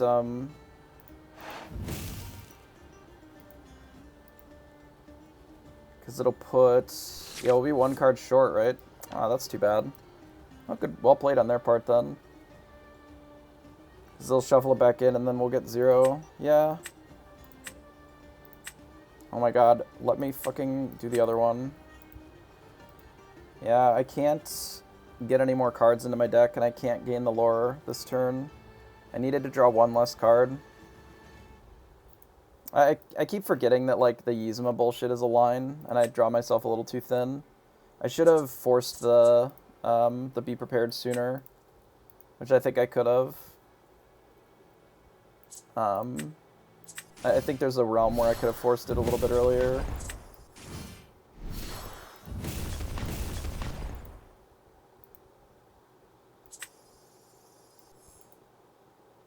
Potentially by just like eating some of these items and like playing a bell and 2 other things in a turn to make it so they have to do it, and then I play out the rest of my guys. Yeah, alright, fair enough. Well played. I'm like playing like shit today. Jesus. Okay.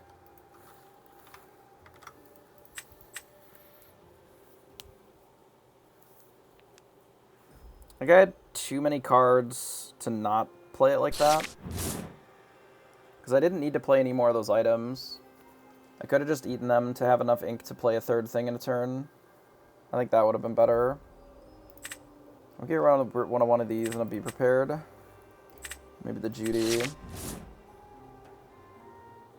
It's not bad. Hey, Michelangelo.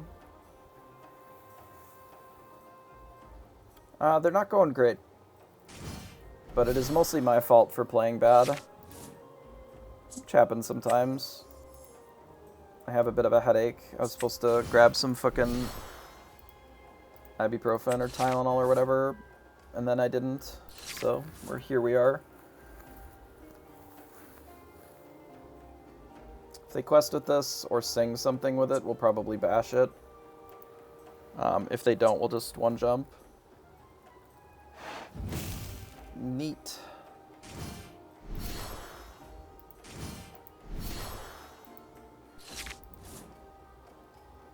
They could wheel us immediately if we do.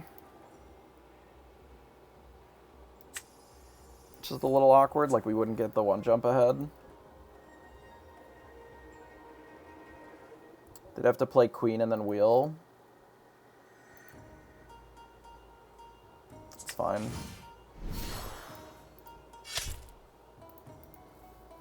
If they don't kill this, we can sing it potentially next turn.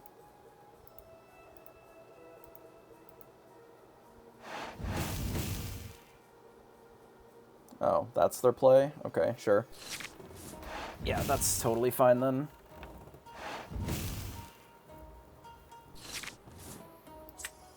Alright, let's ink Nick. Play Fishbone. We'll ink the one jump ahead. Play our Popsicle here so it's at least in play.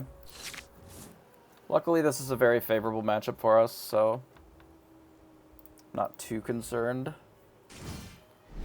Yeah, I did underestimate the number of cards in my deck and how many that Yzma could make us draw. That was well played by our opponent there. Yeah, so they did have the whole new world. It's fine. Have another Quill as well.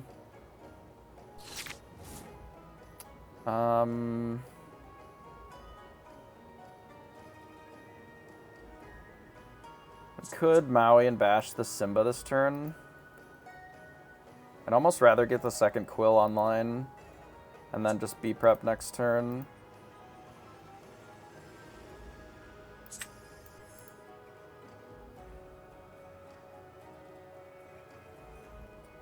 I would need more ink than I can get to do both of these comfortably, so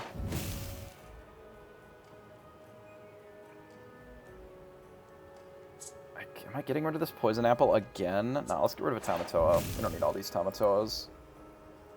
Yeah, anything, so when it has this little symbol, like so when it's shifted, it's all just one pile. If you ink it or you send it back to their hand, it all goes together. I think we'll play these. We don't really need the fucking Poison Apple. Whatever, just say go. If I had done that...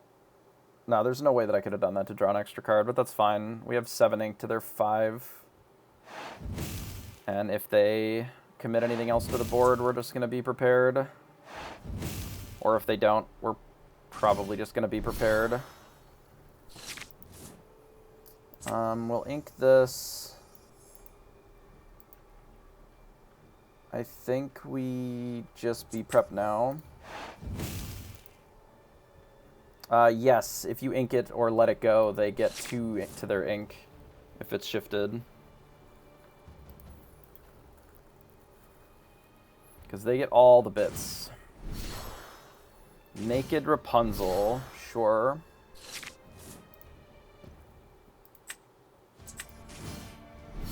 Tamatoa.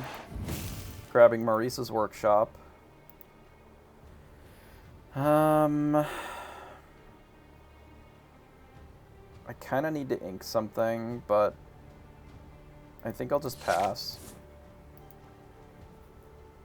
I assume that they're going to kill the Tamatoa, which is fine, but I want to draw like a bunch of cards with this. If they World's Greatest, they can kill it. I know that they put one in the bin already, but they can sing it with this and remove it, which is fine. Quest for 3. Ooh, they let us keep the Tamatoa. That's neat. I guess we can... We want to cast this turn, so let's play the Popsicle. Draw. Let's ink this thing. Scar. Here. Here.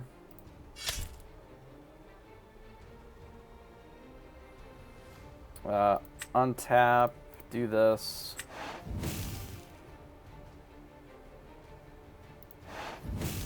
Tamatoa for 6. Grab the Popsicle.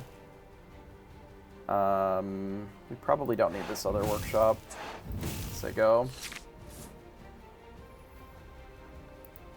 Yeah, I probably should just ink the second workshop to begin with. I don't really need it in this matchup. Like, they need to answer this immediately or they're just gonna die. And one of their answers to it is already gone. Which is rough. They can... Sure. That is a card that they can play. Can we just kill them here? No, I don't think so. Do this, draw. Ink you. Let's play this, draw. Do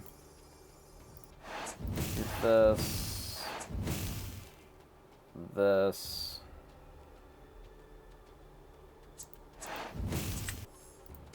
Lady Tremaine.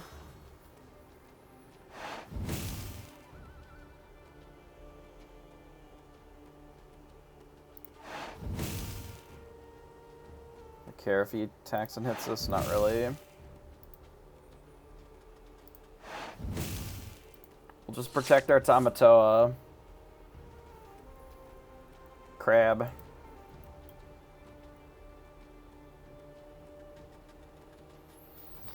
I guess there's an argument for untapping the Scar specifically so that we can prevent this trade entirely, but then they could have just hit the Tamatoa, which doesn't feel great.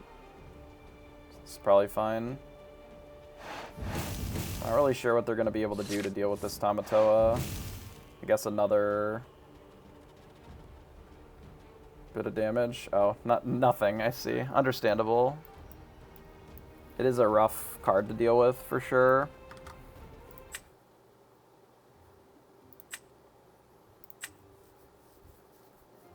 The 3 attack on the crab is just too many. Sometimes you can survive 2 attacks if we were at 0, but it's pretty hard to survive 3. It's just a lot of attacks for a lot of lore.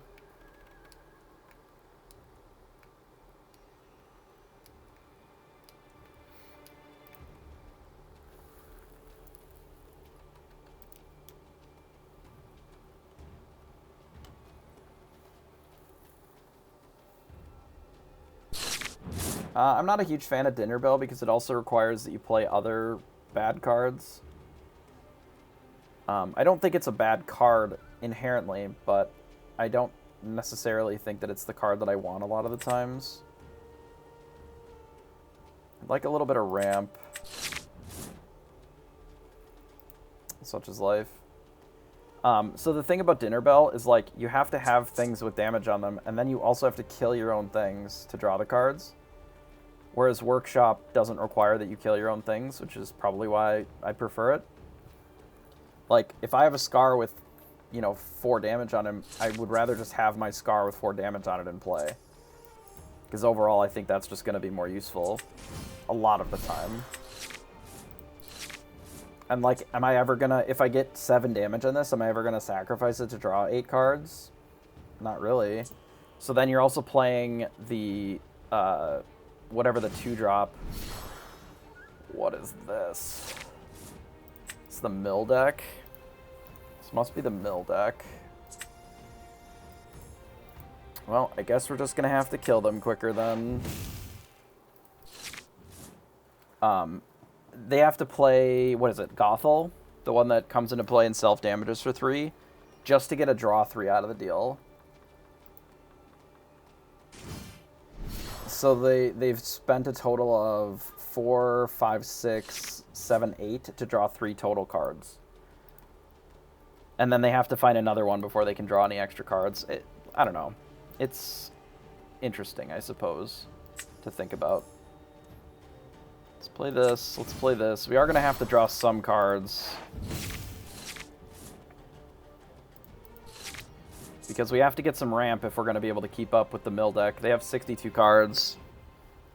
And they're definitely playing mill.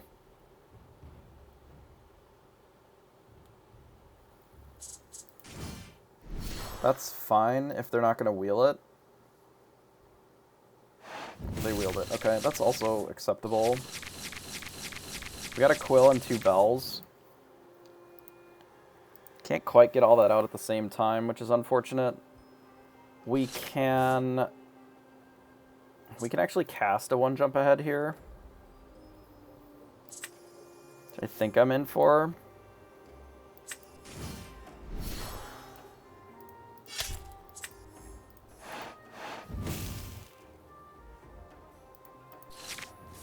I can get to 8. I can play Double Bell next turn. Which I may consider doing.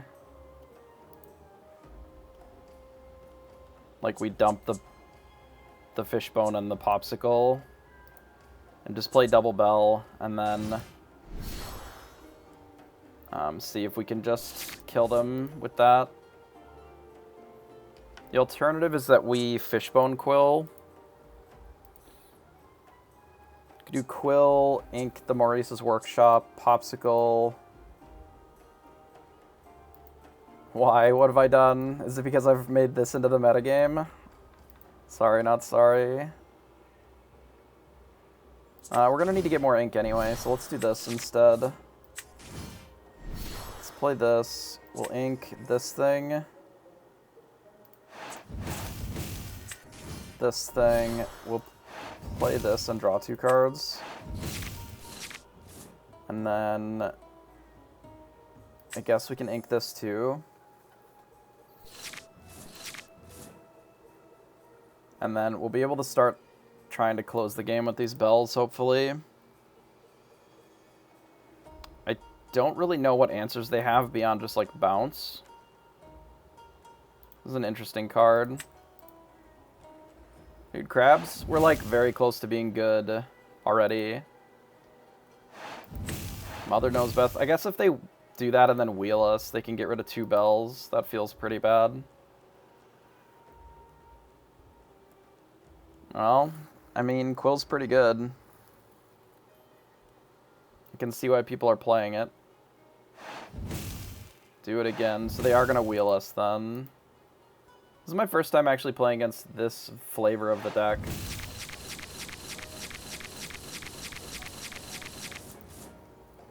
We definitely need to get some more pressure on the field.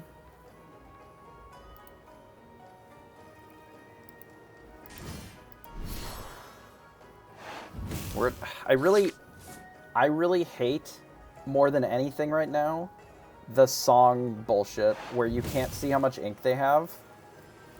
I think that is my least favorite part of this client right now, is when they sing a song, you have no idea how much ink they actually have. Because it makes it very difficult to try and, like, plan your turn then. Because you don't know, like, where they're at or what you're doing. Which feels pretty awful. We need some pressure on the board. So that we can actually close the game.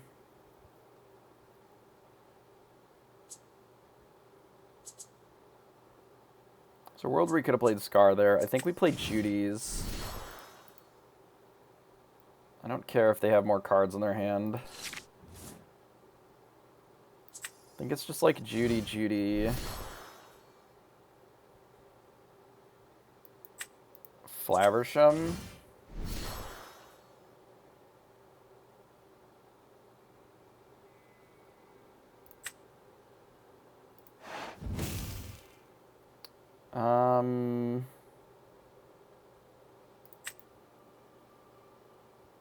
Ink this thing, say go.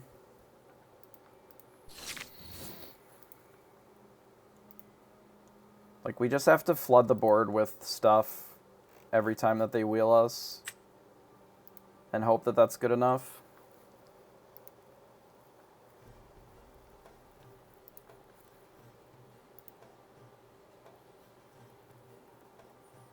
It is possible. Get milled out twice today. Another Faciliers cards. Why did this cost 0? I'm so confused.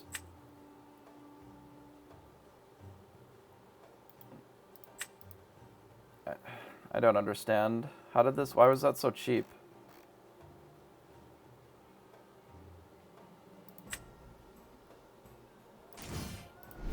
I'm confused a lot, though, so that's not like a new sentiment, really. They can shift that Herc. Is this a princess? No, we checked just to be safe. I kind of want to kill this Hercules, but I don't really think I can. I think I'm just going to do this and, like, let them have their Herc. I think we'll just ink the Scar.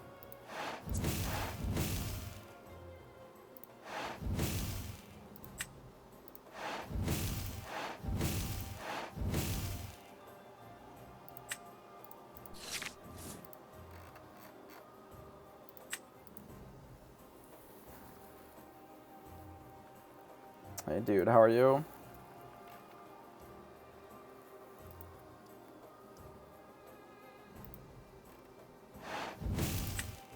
This is a neat deck, though. They unsummon the bell, and they're gonna wheel it away. That's fine.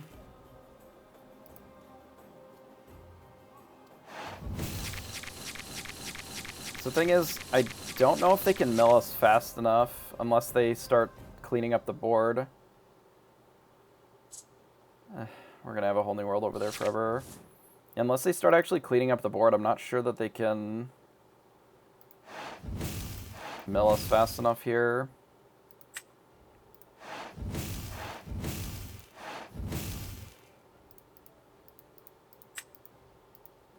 Let's play this. We can ink something. We can ink something else. We can play this. One of the interesting weaknesses of this deck is that it is constrained on resources very aggressively. And if you've ever read, like, the Who's the Beatdown before, or if you're unfamiliar with it, I can explain the rough concept, which is, like, knowing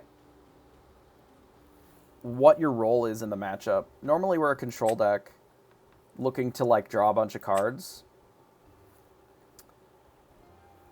But in this matchup, we don't need to draw the cards ourselves. Our opponent will give us the cards. So we don't have to, like, go out of our way to get more of them. So what we're looking to do is just put shit on the board and then kill them. Make it so that they have to answer it or respond to it. Because if they can't, then we're going to win before they can kill us. And as long as you remove the things that have the ability to sing, which in this case, singing for them gives the... That is their ramp. Outside of the Facilities deck of cards, singing with a 5-drop or higher is their ramp. That's an extra 5, essentially 5 ink per turn for them when they're wheeling like that. So as long as you're killing their things that they can do that with, the deck just can't mill you fast enough, I don't think.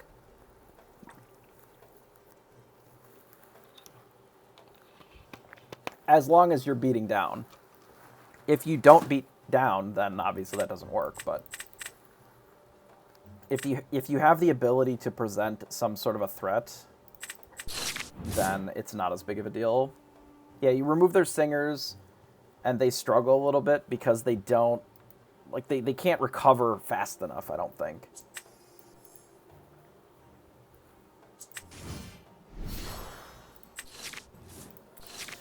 Sing is the only thing I haven't quite got down when to do it and when it's a threat. Yeah, so think of anything that can sing as like a mana dork, right? So all of the things that are out there just singing are essentially filling the role of a like a mana creature. Because as soon as they use it, then they're vulnerable to being challenged or whatever. So as long as you think of it that way, like, it gives you more wiggle room to sort of play. Hey Hey is a bit annoying. I'm thinking that I could Judy the Popsicle to draw a card. I feel like I'd rather just put the Popsicle back in my hand and play a 2/4.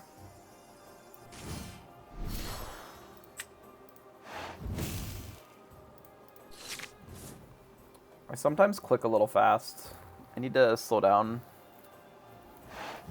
Because I know that because this is a Unity game, that going too fast is what breaks animations and stuff. That I don't really care about.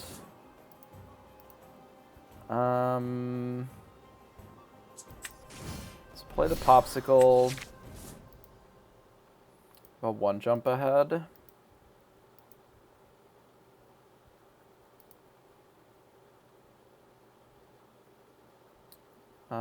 We're gonna ink this. I just don't think that's what we need here. If I sing with the Nick and 1 jump, then they're going to attack here.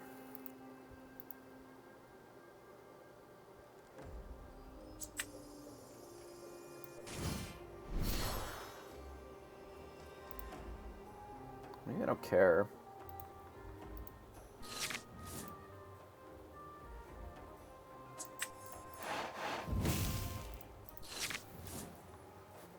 Kinda don't care. They inked their Hey Hey.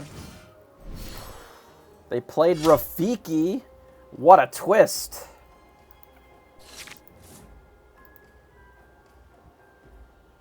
But now we have a Rafiki. So what are we doing about the...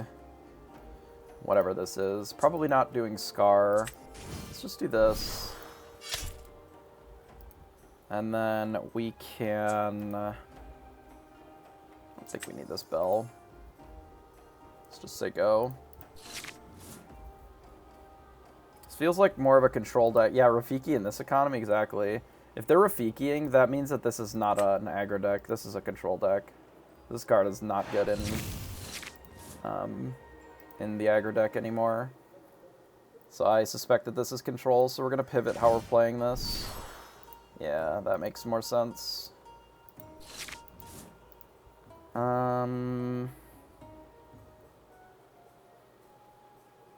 Do I worry about this queen? No, I have the Scar. We'll deal with it next turn.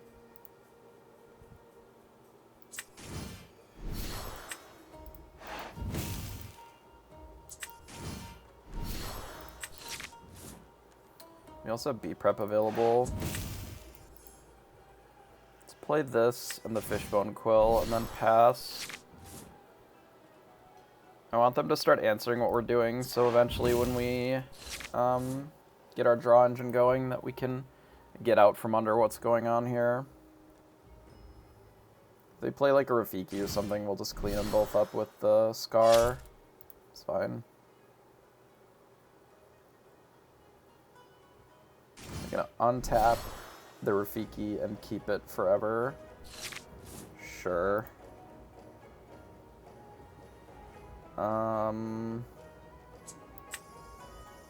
Kind of like doing this.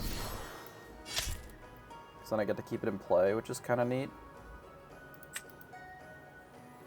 Just ink this, I think. We don't necessarily have to, because it's inkable itself. I'll just pass for now.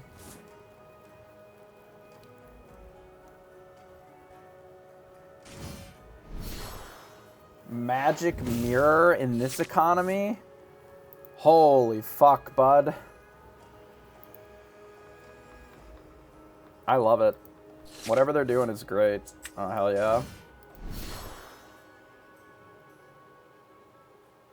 Could just bash with Scar, but I'm just gonna say go. Scar's been awesome. This card single-handedly just dump trucks Steel Song. You just kill their whole board with. It's amazing. They're like, oh, attack with Rapunzel and like a couple other things, and then you're like, bomb, bomb, bomb. And then they're just big lose. Let's draw some cards. Ah, nice Magic Mirror. How about we play a Magic Mirror of our own? Now we might be at the point where I don't need this Scar. I would rather them do something about it. Yeah, it's a control deck with the bounce package. It's fine. Yeah, I don't care. Just wait. I'm not really in a rush. Because we're going to definitely be able to draw more cards than them this game. Seeing as how we've already drawn more cards than them. And their card draw costs 4. We can pay 3 to draw 3 cards instead of 4 to draw 1. Not really a great rate for our opponent, I think. We have not been drawing that part of our deck, though. Which is a little annoying. What if we do... What if we do this? I suppose I could have quested with some of these to force them to Wrath. Because they're going to Wrath anyway. I could have just quested with these to get the Forlorn, but I've already passed the turn, so it's a bit late. Yeah, I think the Scars are very good, and you don't really want to ever ramp them anyway, so it's like not that big of a deal. Where are all of my items? Hello? I don't think I need all these Be Prepareds. The deck is strong enough to beat Amber anyway, but you can't run 6 Be Prepareds. So I have to run something that is not Be Prepared. If I could just run more Be Prepareds, I would. However, you can't, so you have to run something else.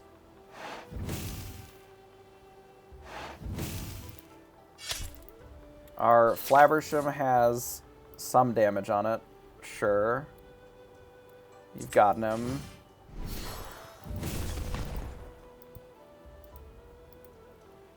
We will do this, and then say go. Yeah, you could beat Amber Steel anyway, or most of the Amber decks with the Be Prepared pile. But since I only have 4 Be Prepareds, like you need some redundancy in your deck. In most decks, to be functional. It's not. It is absolutely not. Because then you lose to the decks that play more things to the board, is the problem. In theory, it is enough, but in practice, you need more answers to boards being too wide. So you have a 60-card deck. If you only have 4 cards in there, it is less likely to find 4 than it is to find 5 or 6 or 7. So you're just increasing your odds of finding the better cards in your deck by adding more of them to your deck. I would like to draw a bunch of cards with this turn. So I think we're going to ink this Scar. so that we can draw 3 cards with this thing. We'll do this, and then we'll just bash here, I think. So that they don't get the extra lore with it again. They'll have to answer the Tamatoa. Let's ink Maui. Let's say go. Are there any items left in here? No. Which is unfortunate, since we don't necessarily have the ability to get another item in there.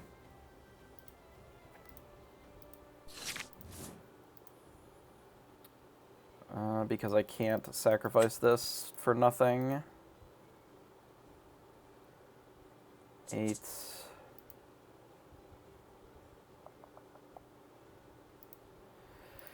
I don't really want to play Tamatoa without getting any value out of it. What if we play Bell and say go?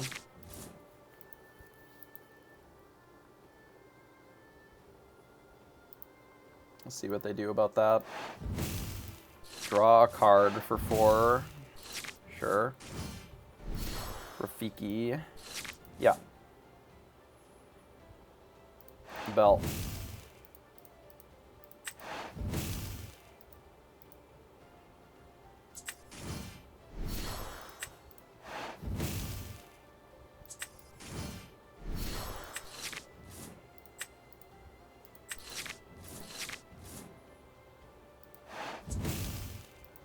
One jump ahead, get rid of the Queen of Hearts.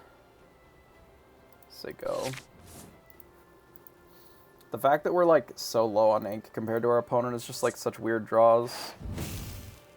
So what the Quill normally would be higher. So this makes them be prepared, that's fine. And then they play a Queen, it's acceptable.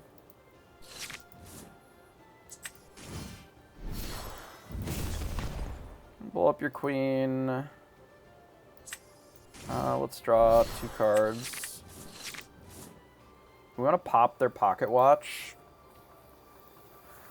We don't necessarily need to do it now.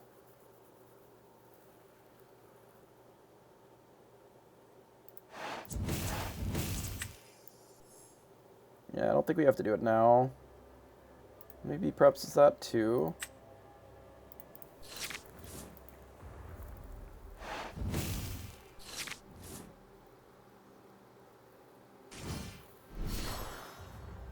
Merlin. Ink and Aladdin.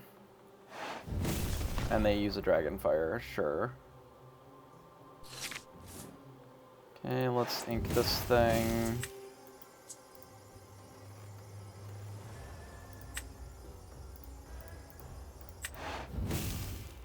I could have Flavershammed it, I suppose, but I didn't really want to play the Flaversham this turn. Popsicle. Draw 3 cards.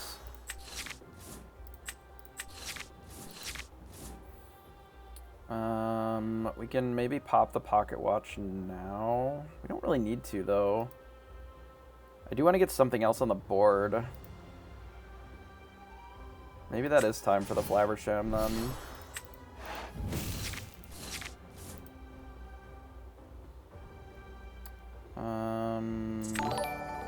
Definitely don't think that we need another one. Hey, this dude. Appreciate the follow. Yeah, we can use this to draw 3 cards. Go to 10. There's our Tremaine. Okay, this is a good hand. If they board wipe, that would be good for us. We're going to get into a position where we probably blow up the Pocket Watch with a Judy. It's fine.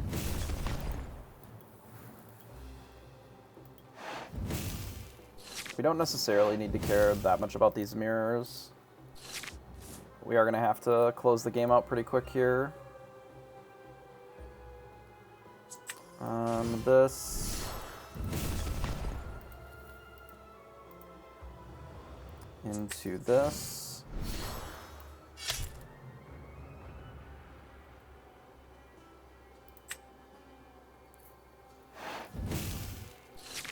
Okay, they draw a card. An ink could be prepared. Play a Judy. Rest with this, skip the draw.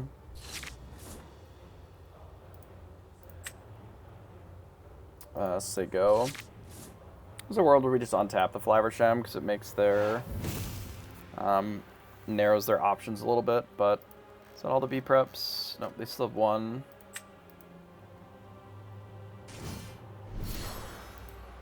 Aladdin, sure. Here's Lady Tremaine.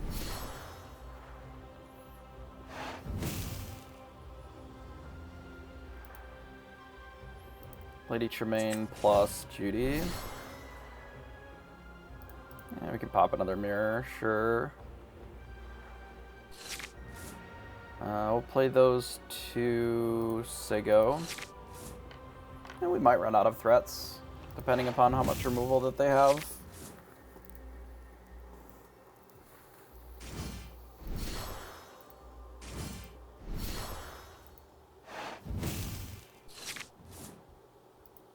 We're definitely still racing pretty comfortably.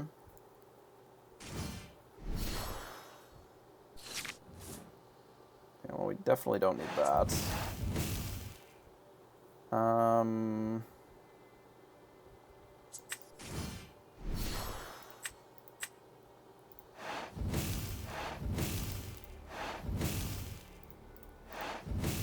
Let's run a 5-turn clock.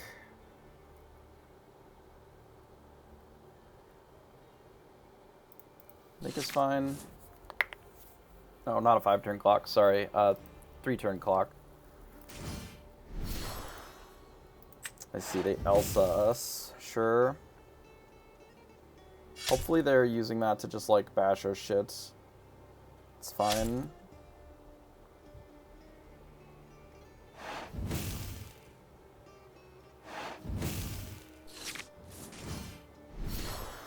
Another mirror. I don't know how many Elsas they have. Probably a couple in hand, though.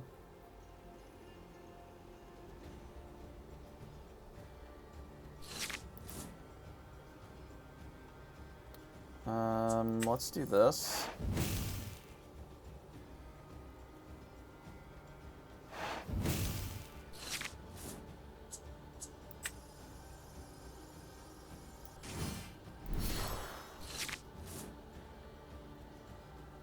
They might get us here. We were a little aggressive with some of our cards earlier, and where a lot of our creatures are towards the bottom of our deck.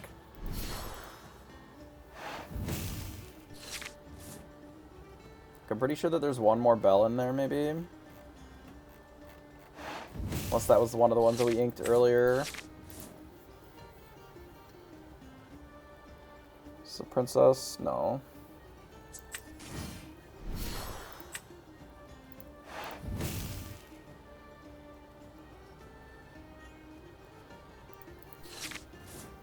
We'll see. They got another removal. We're in a bad spot. Yep.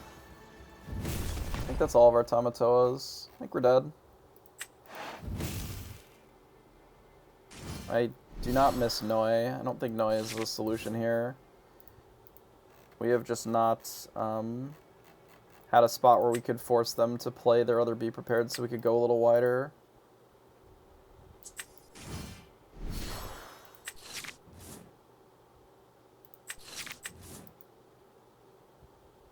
What's even left in our deck? A Lady Tremaine and a Nick Wild. Yeah, I guess you got us. Sure. GG. I don't think Noi is really the solution to that, because it's pretty bad in other matchups. But we probably could have just popped their mirrors a lot earlier, maybe, just to slow their draw. The amount of removal that they had was too high for the way that our draw lined up. Such is life. It's okay. I feel like it's going to struggle against the bounce deck a little bit, like the actual hard bounce, because it's a little slow. Like, they don't have a lot of draw, is the issue. They don't have a lot of cheap draw, is the problem. Like, spending 4 mana to draw 1 card against the aggro decks, like, you're going to struggle to find your Be Prepareds on time. And they don't come down until turn 7. Like, what were their What were their cheap cards that they were able to bounce with the Mim, the Rush Mim? I don't even remember. It was such a long game.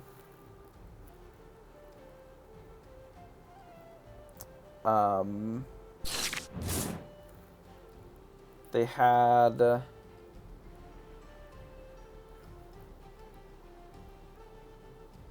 Hey, I guess. That was like their 2-drop or whatever that they did that with. We can keep Maui.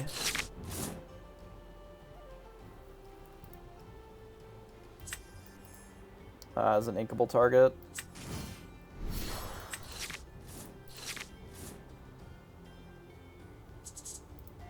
We inked a lot of these earlier, which would have been useful to put a little bit of pressure on. Maybe that was where we messed up, because we were pretty close to killing them. We also had a couple bells that we ran out in like some odd spots. How much do I care about hitting a Stitch with our draw here? Not a ton, but I'd rather keep it open than not. I don't know what their other color is yet, so I know it is steel. Kind of care more about ramp than dealing with their things. Dad Blast, I see. How interesting. Well, now I super don't care about it at all.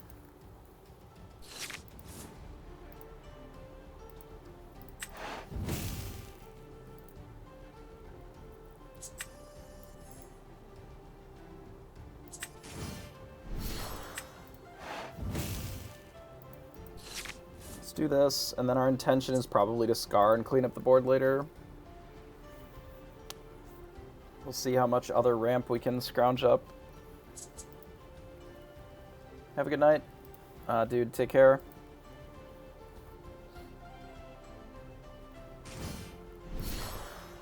Ariel. If they are playing Steel Song, which seems likely, then we're going to want this bell to be in play.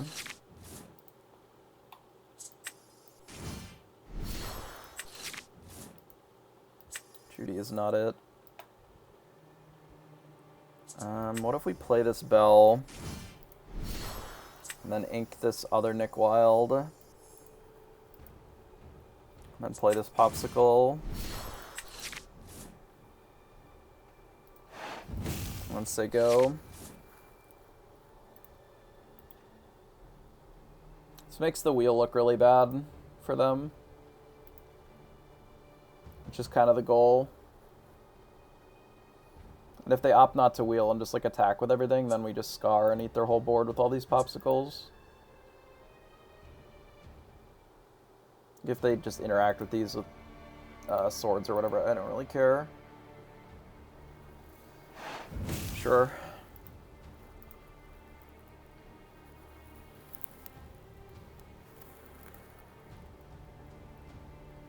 I think sometimes the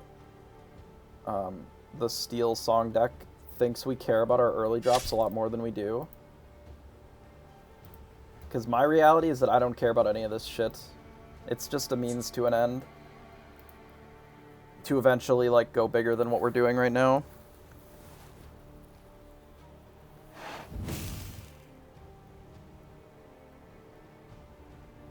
Are they gonna not draw? That would be hilarious. Get him, Scar! Or, sorry, not ink, rather. They ink the queen. Yep. Okay, let's ink this, I guess. I would have liked to have played this bomb pop, but nothing I can do about it now.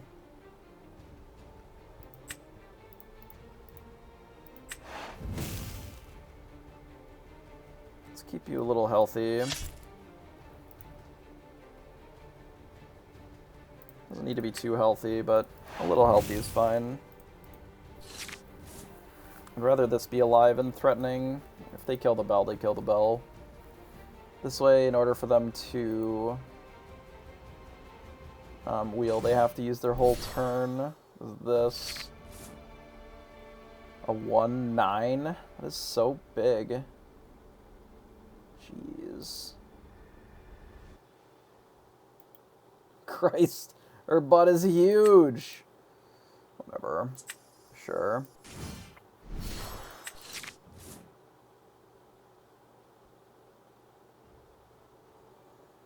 Gonna hit her for 8. That doesn't quite kill her.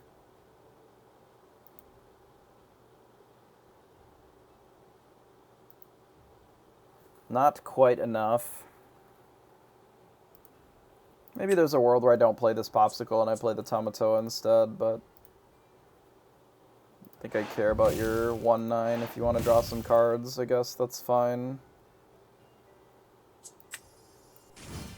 Let's play this and bin Smaui. Yeah, I guess it's a great answer to Scar, I don't know. I guess if they just want to bash it into my Scar and then Rapunzel and draw 3 cards, and I'm not really sure that I care.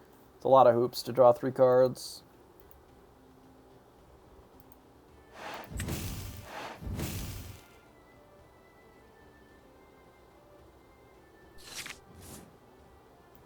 It's so big.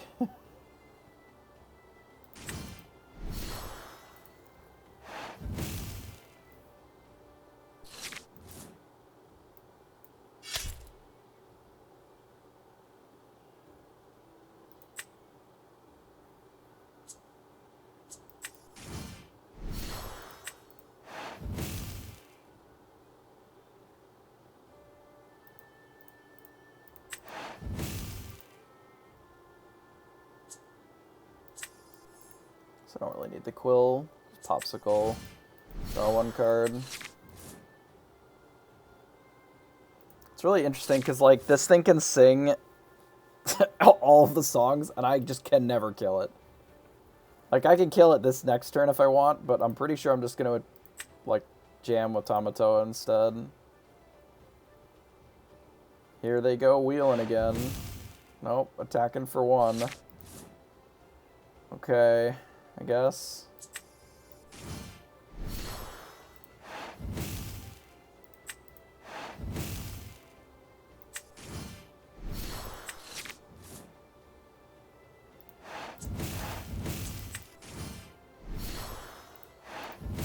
Okay, you know.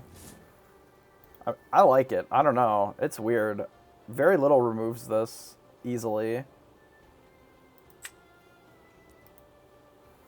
There's a quest for 2. Weird.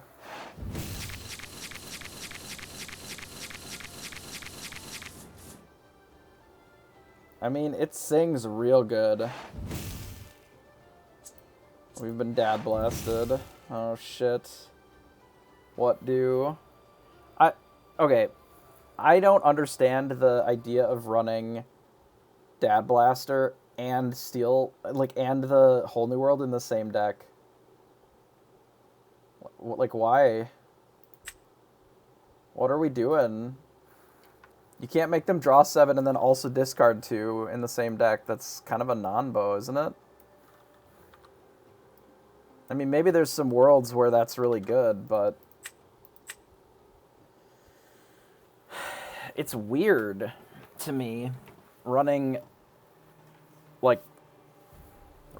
draw stuff for both players and then also running discard. It's like playing Howling Mine and, like, making them discard. Strange.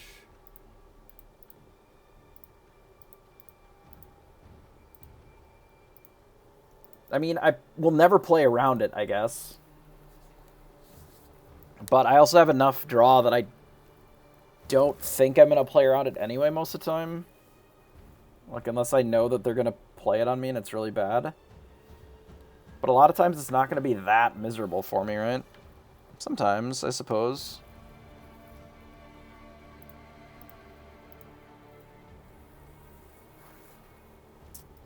Yes, I did. We battled it earlier. I was able to flood enough of my board to not struggle. Hey, Sage Panda. Yeah, this is the Lorcana card game. It's quite fun. I think we'll get rid of those. Let's kind of a mid-draw.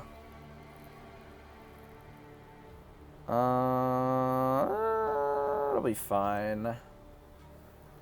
It'll be fine. Going on the draw for this is a little rough, though. Depending on the matchup, our hand is kind of slow. Just discard. Oh, that's a good draw. I think we'll get rid of one of these. I don't think we're going to play the Shield of Virtue. We're going to try to hopefully play the Maurice's Workshop on like turn 5 and draw a card with it. They have 56 cards, so presumably this is the... What is this? Neat.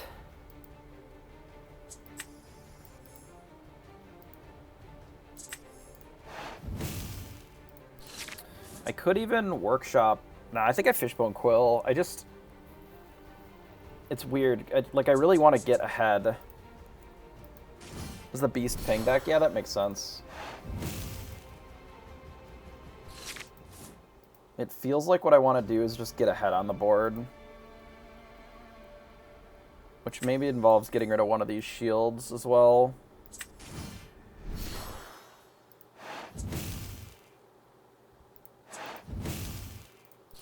And probably the Maui. And then I think I'm not going to interact with the board next turn, but the turn after I probably will. Yeah, I think the turn when I can hit all of these with Beast is when I'm going to rumble.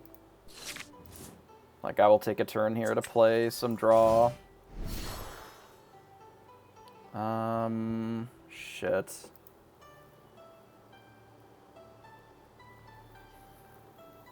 Like, I can get rid of this. Yeah, the art is great. It's great. Like, I really would like to play the other Workshop, but I don't have enough to draw a card with it, which feels bad.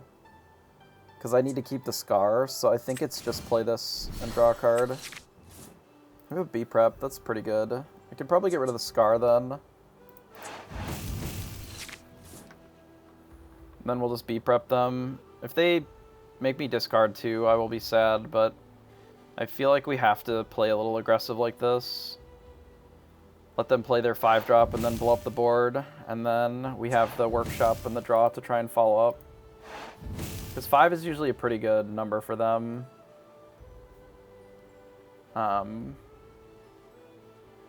It's possible that getting rid of Scar was a mistake, because we could have scarred this and kept the B-Prep. So that's something to think about as well.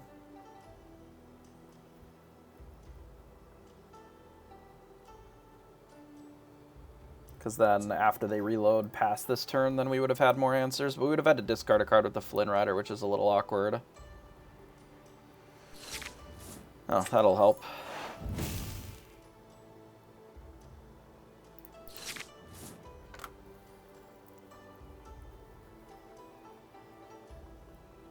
If they play like a single thing, like just one card, I might just ignore it and draw an extra card instead. Let's ink this. Say go. Like, just Captain Hook on its own is not really that scary here. Cheshire Cat, sure. Do we want to let them go to...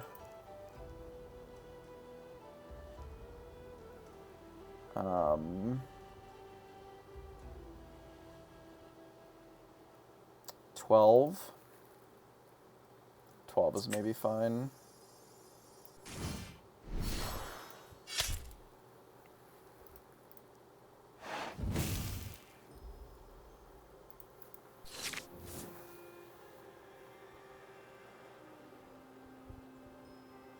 Because I can also Queen of Hearts shield the Cheshire Cat. Or just blast this with the Maleficent. Is he gonna, like, quest for 2, which is the same? Or is he gonna kill my Queen of Hearts? Kill my Queen of Hearts! Oh, sad. It's fine. I think I have to ink the bell. Because I kind of want to keep the Be Prepared as a safety net, just in case they play something really scary. Cusco or whatever. Since we don't have a lot of draw, like I can't really play the bell for the race at this point. We need to play a little safe, and then if we get any item, we get to just reload and then flood the board with Tamatoas or whatever. Oh man, my Queen of Hearts is dead.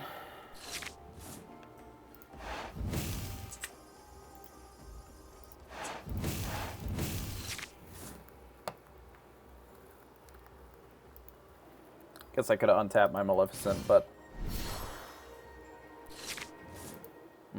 that's not good.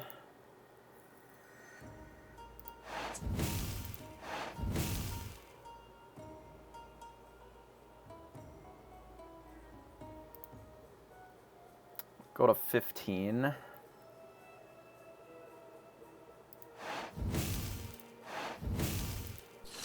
think I'll let him go to 15.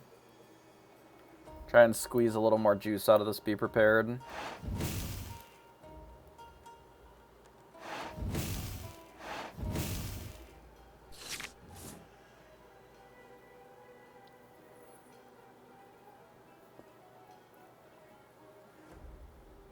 Yeah, rather than reducing them to a low number, you sort of they try to get to 20 instead.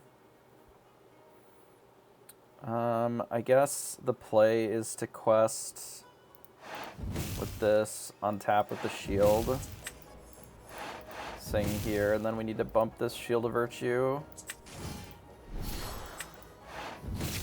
for some cards. I'm okay with one card off of this. Okay. We can close the game out in 2 turns, but it's going to be rough if they've got a lot of threat to play. It's just a beast.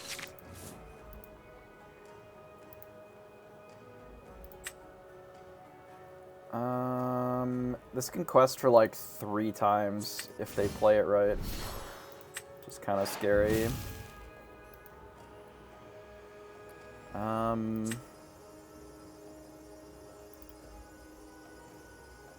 Trying to think here.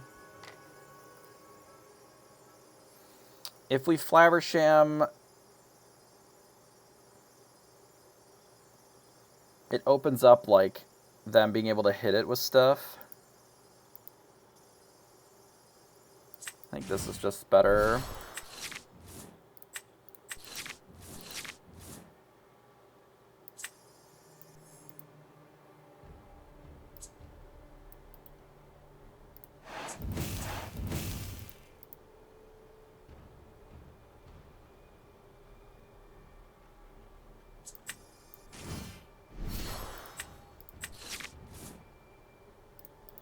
Okay, I think I can just kill them next turn, potentially, if they don't kill me. Which they could. If they deal 2 damage to my shit, like, they get to quest here, untap, quest again, untap. But they're gonna have to damage my things twice. I don't know if they can damage it again for 1. We'll have to see. I don't think that there's any deal 1 damage for 2. You could sing and kill the Tamatoa, which is fine.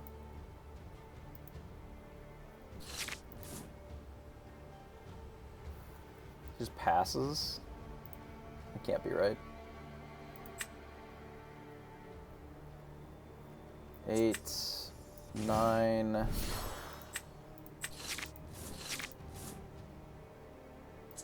We'll do this.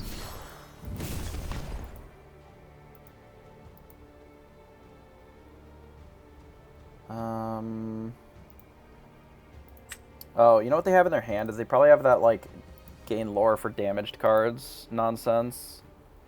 I don't really want to deal with that shit in my life. What if we play this? Heal this thing.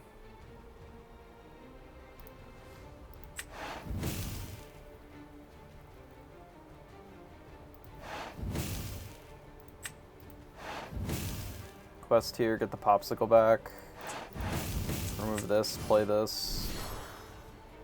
Draw a card. Remove the damage here, say go.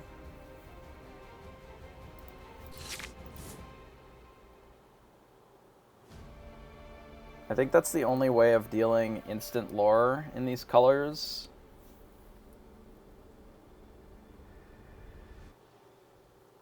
Yep.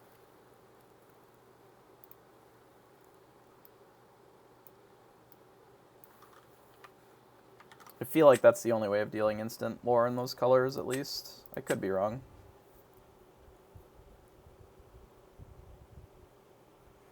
The combat is a lot closer to Pokemon, I think. If people have played that. We don't need this many quills.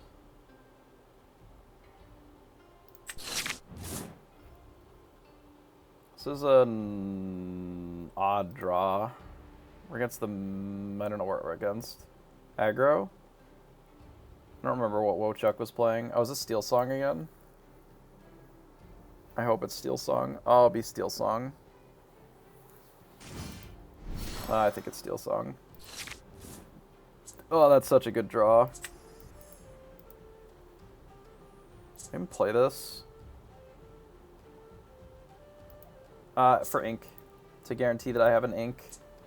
Because there's a lot of... there's like 18 uninkables in this deck, and this is something that I don't really care that much if I get rid of it early.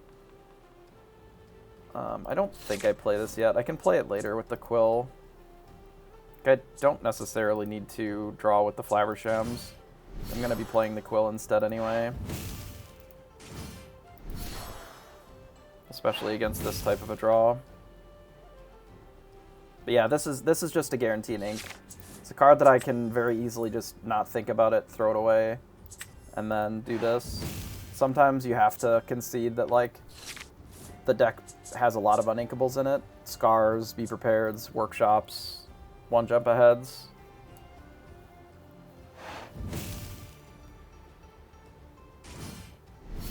Okay, are they going to sing this turn, or are they just going to attack? Okay, they do sing. It's a little unfortunate, because we lose our...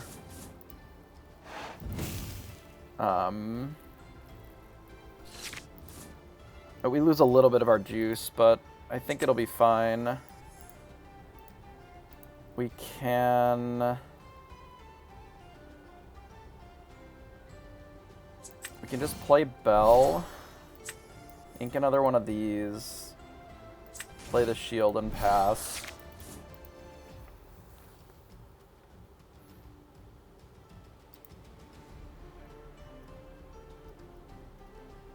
That was a pretty rough wheel for us, because our hand was... We had a lot of our Flavershams in our hand, like a lot of our draw. But also we lose the Quill, which is unfortunate. The Quill would have been quite good this turn, rather than having to play Bell. Because then we could have just like gotten rid of the one jump ahead or whatever. If they attack here... Like, we just need a Scar, I think. The lanterns are a bit annoying.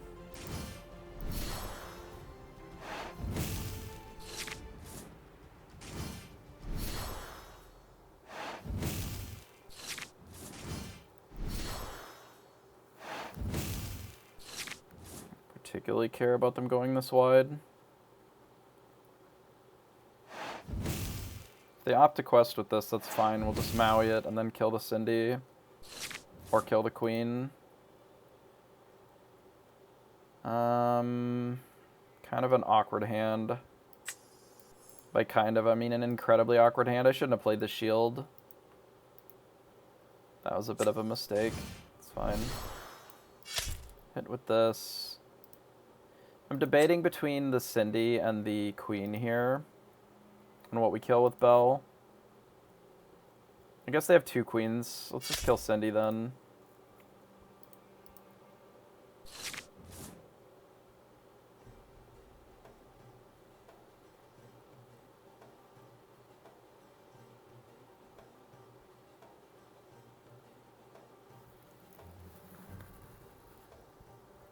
This might be the first time we lose to Steel Song. Our draw, or our wheel was really bad. and they had a lot of 1-drops off of their wheel to play in the same turn. Like the double lantern has kept them up with our ramp as well.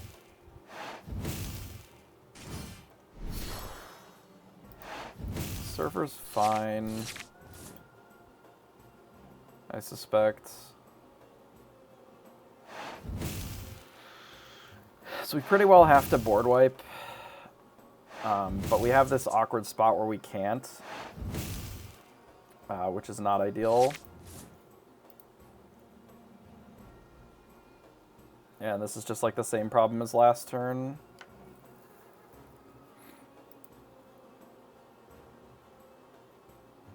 We can kill 1, 2, 3.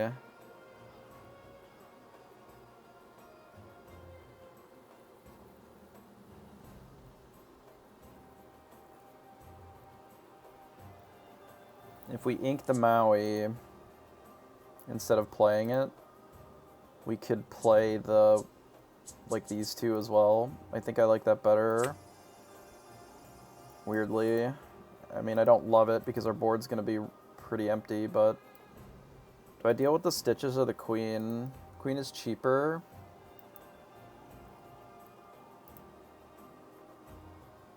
They're down 1 of each anyway. So they've already played a lot of their 1-drops. Let's deal with the double Queen.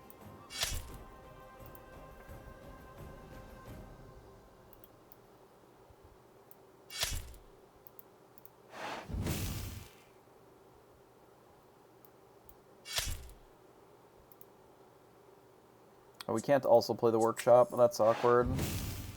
Can't do math. It's fine. I thought we had 5, but somehow we only had 4.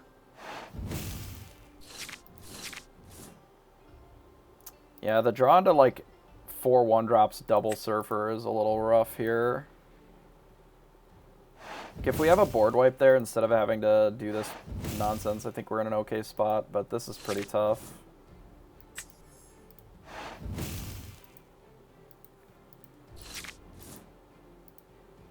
They have the double lantern too. That's a good draw from our opponent.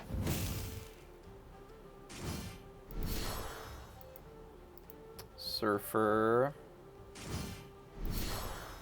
Plus a Cindy. Yep. Plus a Queen. How many 1-drops are they playing? These, I suspect, maybe captains. I didn't see any. This would be 12.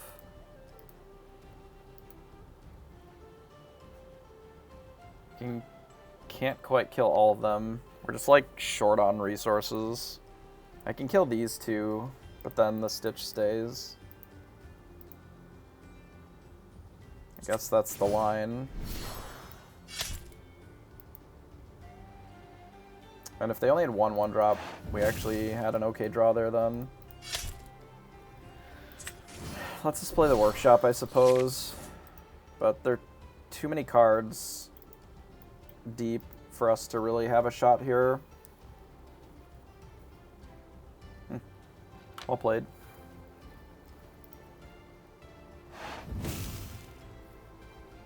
How shit is their hand their BR guesting? What? Oh my god, are you out of 1-drops yet? 1, 2, 3, 4, 5, 6, 7, 8, 9, 10? Is that every fucking 1-drop in your deck there, bud? Come on.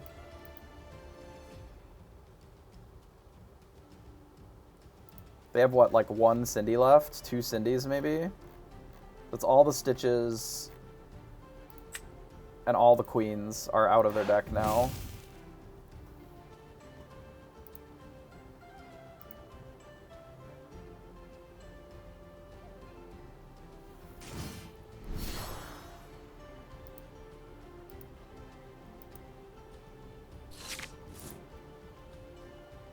Three... What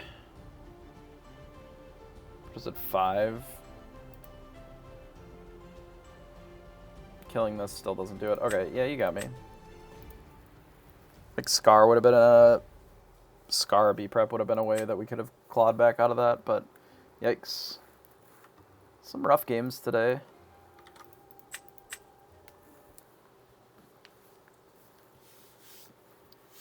Some rough games. Being on the draw there and then having them literally dump their whole hand and then wheel us was pretty brutal.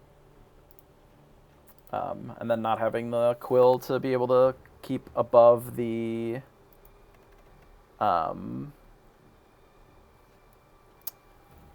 to keep above rate on our ramp. Like, the double lantern allowed them to keep pace or exceed our ramp. Which is not ideal, of course. They drew 11 1-drops, Christ. That's so many. Pretty wild.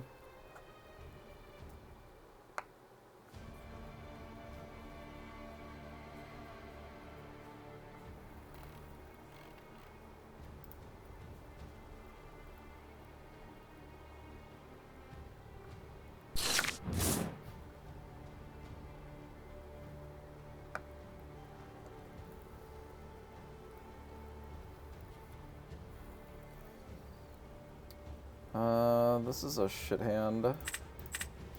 Especially if you're going second. You can ink these. The quill should help. Yeah, reshuffle the Maleficent so that we draw Maleficent instead of X, I guess. Didn't see what they inked. Wasn't paying attention. We shall pay better attention now.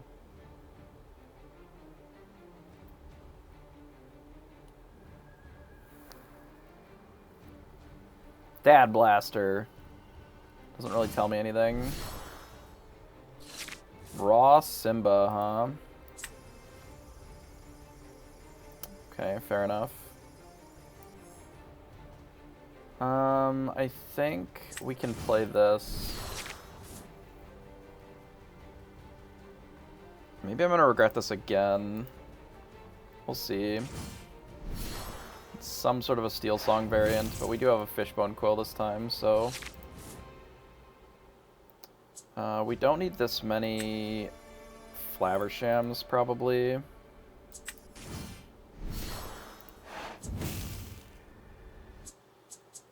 We've only ramped once, right?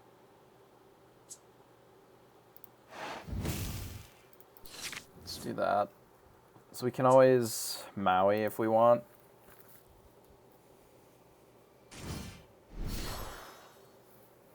Sure. Yeah, that's fine. Unfortunately, we can't come down and hit this with Scar, given the numbers that we're at. Which does feel a little awkward. We could hit the Maui and force them to do something with it. And then we have Scar to follow up. Could also just Bell. I don't think we need both of these workshops.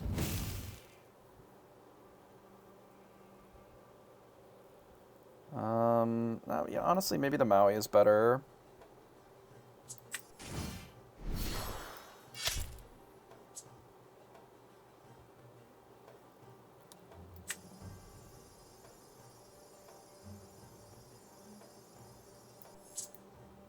We're really far from this Bell being useful, I think.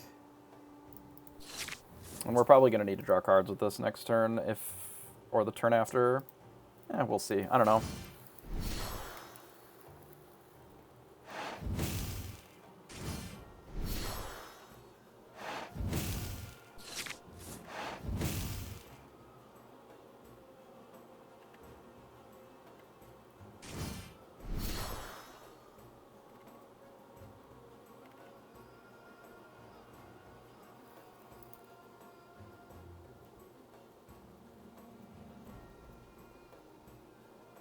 Wonder if they're just going to leave it untapped.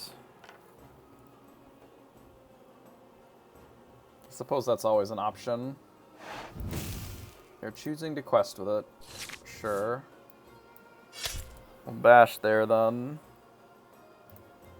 Any items in the bin? No. Awkward. I'll do this. I could put the popsicle back into my hand, but I'm not really sure that I care enough about that. We're just gonna play a Flower Sham to do it. Do 1, 2. I think my line is... We ink this, because I don't think I'm going to be playing that. Play this, and then say go. So now we have plenty of draw if they don't wheel us again. And we have lots of answers to stuff that they play.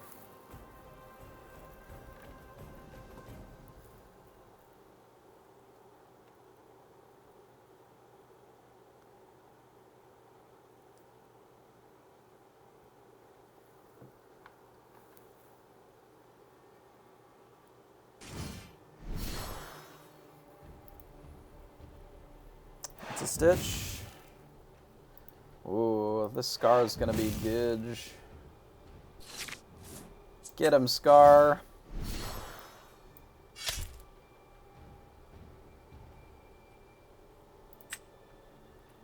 I'm gonna do this first, actually. So if I draw a Popsicle, I can keep my Scar alive. I didn't. That's fine. I don't think I care that much about this Tremaine, but I really don't care about this Bell. Just bash here, I don't care. Do that, and then we'll play this and draw an extra card. I did find the Popsicle. Sequencing. Whatever. Could have kept my Scar alive for later.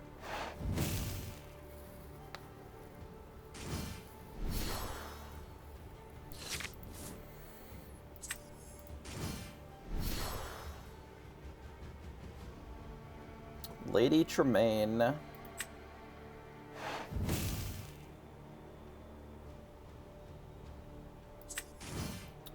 We shall play our Popsicle. Draw 2 cards. Let's ink this.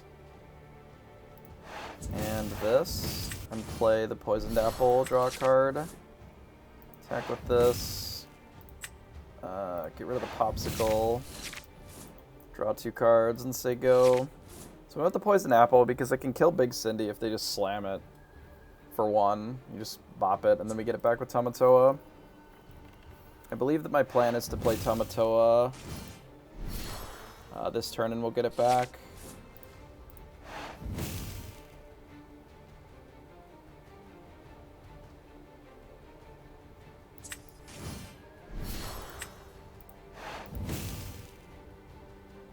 Okay.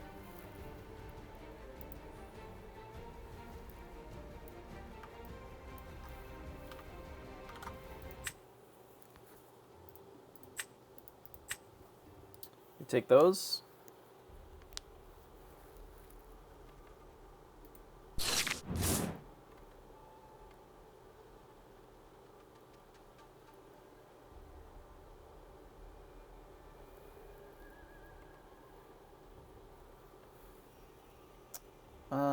This is great. This plus this is great. We don't really need the Nick, but it can be ink. This hand's fine. We are on the draw, which is a little worse for this hand, but we do have this into 1 jump ahead.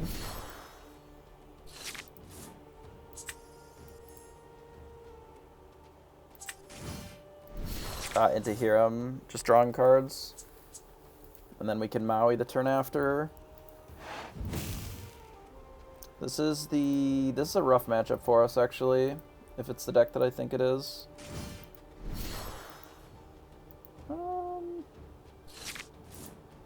That's fine. Get rid of this. Play this. If we don't need to draw the cards, we can also Quill and then use the Flower Sham as our card draw instead.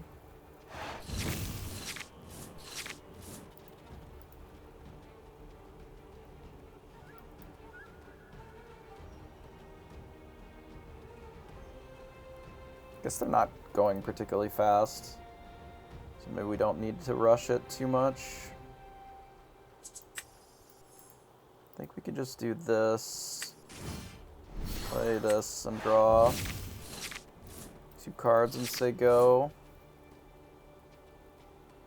Maybe this is the control version. Given that they still have 48 cards in their deck, it's unlikely, but maybe. 2 of their Maleficences are gone though, so it is likely the control flavor of this deck at least. Okay, that's fine. We can get rid of a Maleficent. So I have a couple of options here. Interestingly, I can make them worry about the Flower Gem.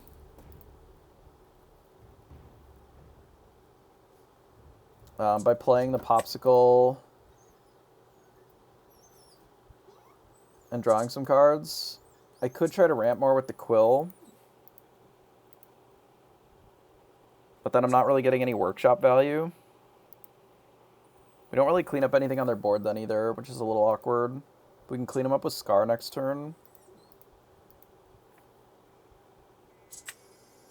I think I'm going to do this.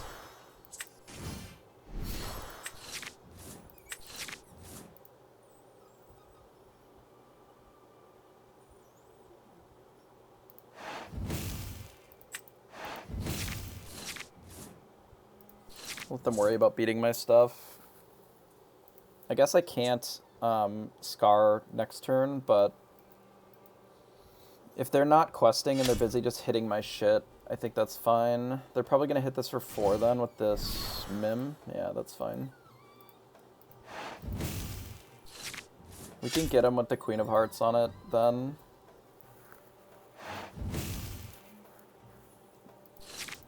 Can do this. Draw a card. We can ink this. And we can ink this. Just bash like that.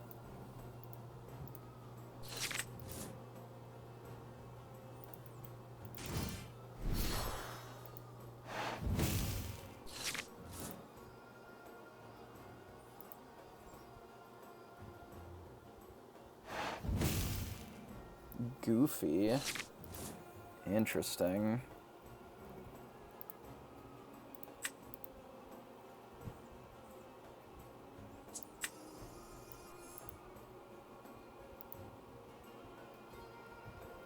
I'm debating if I even want to kill this with Scar.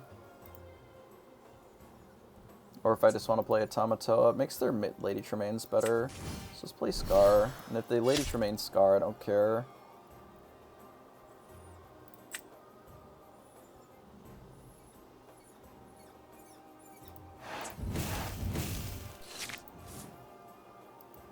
The reason I'm getting rid of Flower Sham is I'm going to be able to draw these Tamatoas and get this Popsicle back. I don't really need them for my draw engine anymore. It's fine.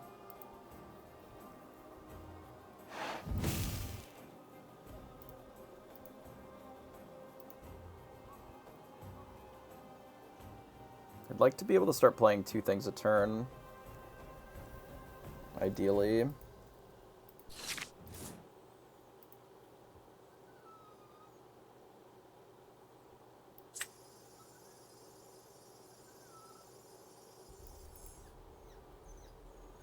This leaves us open to another Lady Tremaine play, but I don't think I have much of a choice.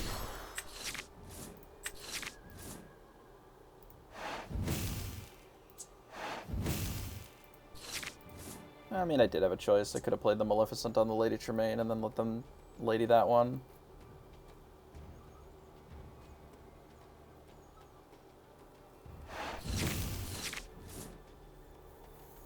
I mean, they might not have an answer for this as well. Elsa, sure.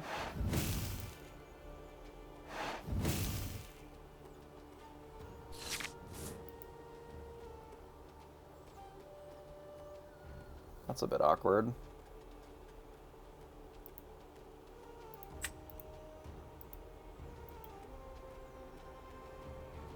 It's a lot of lore.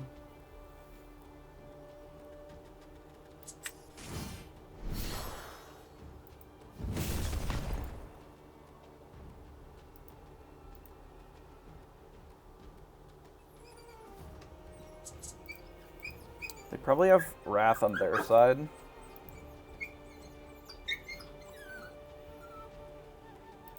just gonna say go awkwardly.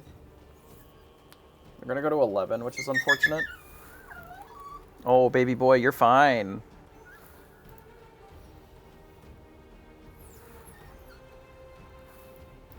His mom's home, so he's freaking out.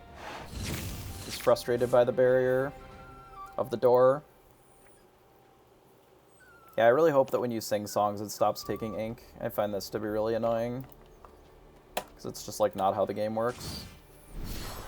The Maleficent themselves and get rid of my Tamatoa. Sure. I'd like to draw a Be Prepared now. So I think we're going to look for that.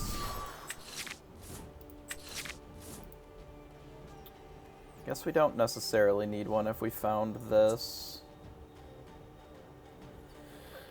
I can just hit here. Play another Maleficent Dragon and hit here. Ink Maui. We are going to have to try to close the game pretty soon, because their whole hand is filled with B-preps as well.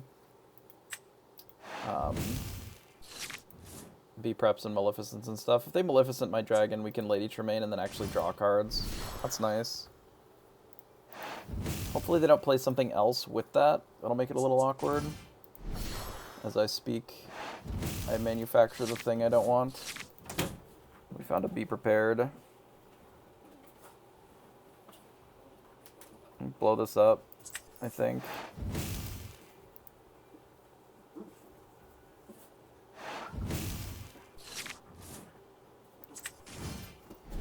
If we blow it up, play the rat, draw 2 cards. Say go. Our draw's been really weird. Like, we have so low ink. Because I use this to kill something instead. Normally I would ink that, I think. How many of these Merlins have we played and killed? I guess he bounced one of them earlier. Merlin, goat, that's fine.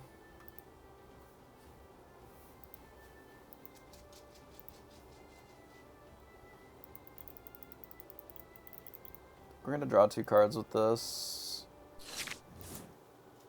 Could double Lady Tremaine him.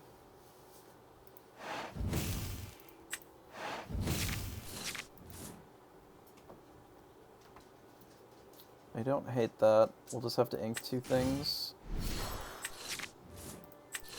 Seems doable. This plus something. Maybe B prep. Could be a bell. Actually, we don't need Nick.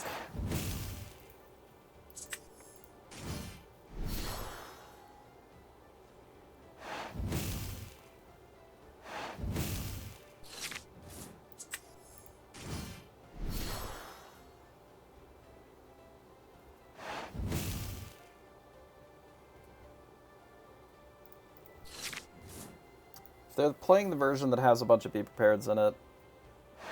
Yeah, so we have to try and wear them out of those, which is tricky, because we've only gotten rid of 2 Lady Tremaines and 1 Maleficent.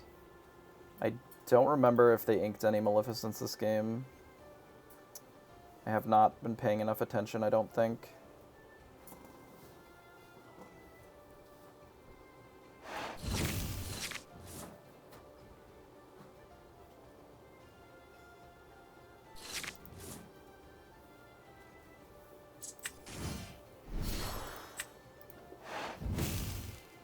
Popsicle. Draw a card, draw a card. Ink this thing, play this thing, draw a card. Ink this. play Nick. Another popsicle. Pass. We really don't want the other Lady Tremaine to be good against the Tamatoas if we don't have to. I'd rather force them to use a Be Prepared. Yeah.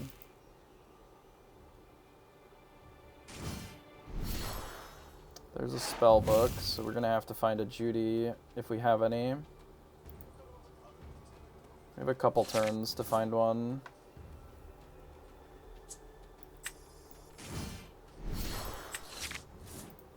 So we found a Judy. We can play Judy Bell.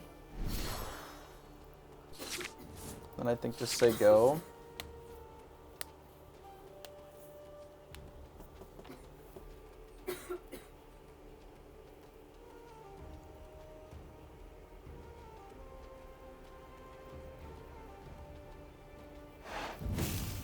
Okay, that's the third one. Means that they don't have any targeted removal necessarily for the bell.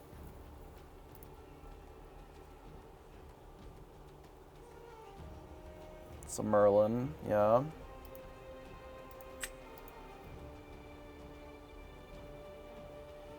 And a Goofy. A Minnie Mouse.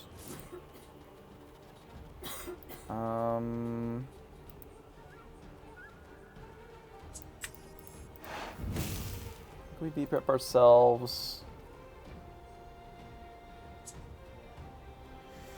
If I play this Judy and he books, it's really bad, but I feel like I need to get something on the board. Oh, we have another Judy. Okay, that'll be good.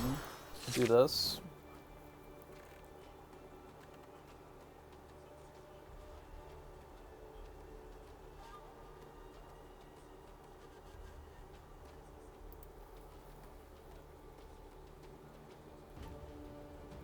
If they put out their last Be Prepared, then my other two Tamatoas become a little better. Elsa, sure.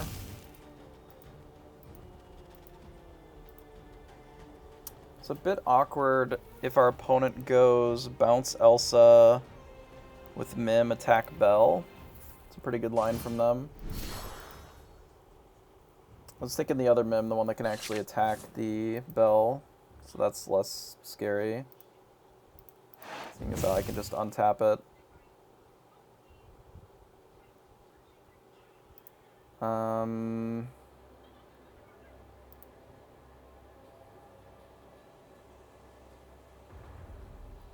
debating on if I want to play a Scar. I think I do. So the reason that I'm playing the Scar is so that Lady Tremaine is not an answer to Bell here.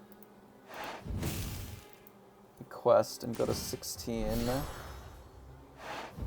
Yzma to draw 2 cards. New Dragonfire the Bell. Okay, that's pretty good. Pretty good.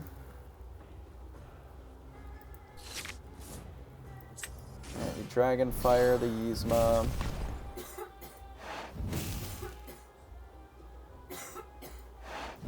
We quest, we untap Judy.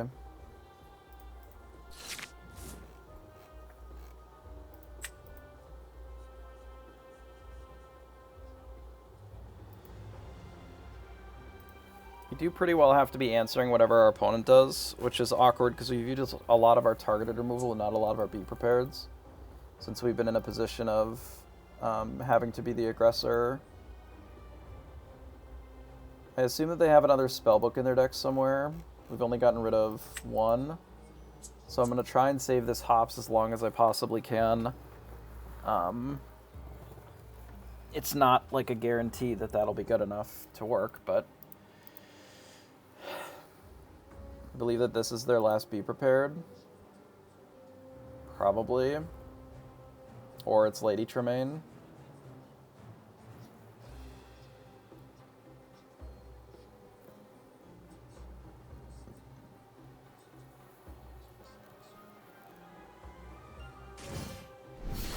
Elsa, sure.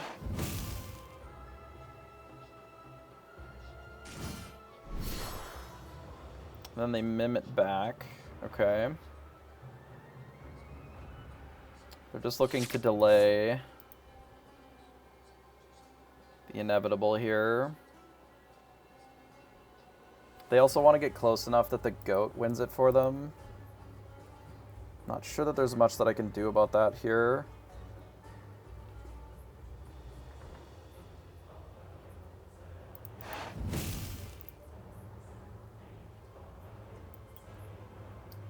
I can't play Bell, knowing that they have the Elsa in hand. Elsa number 2. Could untap this, let them bash it if they want.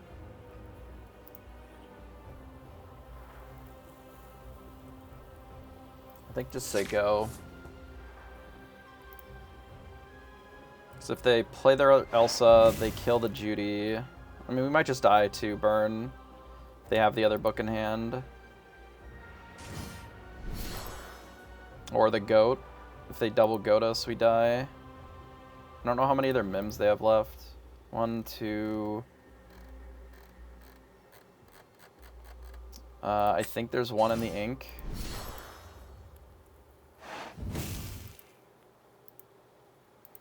So it looks like we're probably going to have to be prepared this. This is a little awkward.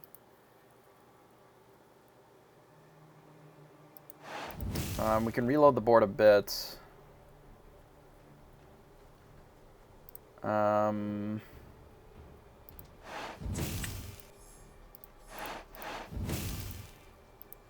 Do this, we'll go to lethal to spellbook or goat. So we probably don't have the luxury of thinking too much about what we're doing here.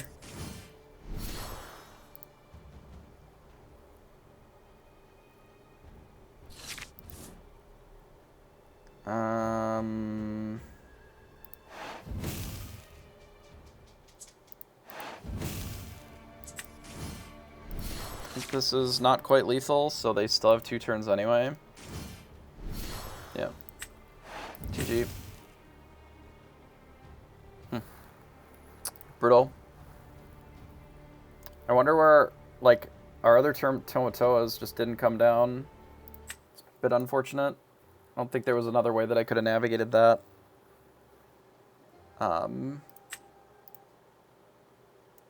At least not into a winning position.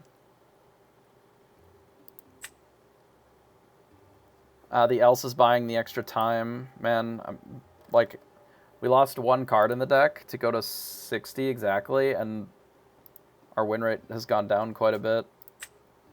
Like, the only thing that I changed out of the deck was I cut one of the Maurice's workshops. Wonder if we should go back to the full set, because it's interesting because it gives us a lot more velocity on our draws, because we can stick 2 of them down and draw a lot more cards faster. Something to think about at least. But sometimes you also just lose to other players playing decks that are good against you, like the bounce house style of thing that they're doing. I don't know if if I look at my version of this, like, I didn't really see them playing like the LaFoe Arthur nonsense, like that kind of stuff, the Pascals. They were playing more like 1/3s and playing more towards a control deck. Yeah, GG, it was close. I didn't draw any of my Tamatoas. Like, I had 10 cards left, and I still think there were 2 crabs in there. So I couldn't really force you to use the B prep, like the 4th one, to be able to go wide. Because my hand was just like Scars and Be Prepareds. And I couldn't really afford to draw another, 3 cards, 4 cards to find them. Which happens. I've been seeing some of the lists of this playing a little bit more cards, just so that you can be greedier with digging, which could be interesting. Yeah, the reach that the spellbooks and stuff give, kind of tough. And there's not really like a clean answer in these colors for that. Like, obviously the Judies are good, but the goats still get you. I do like the red purple still. Well, we gained another bit. Our win rate obviously today was a bit less. People are more familiar with the Bomb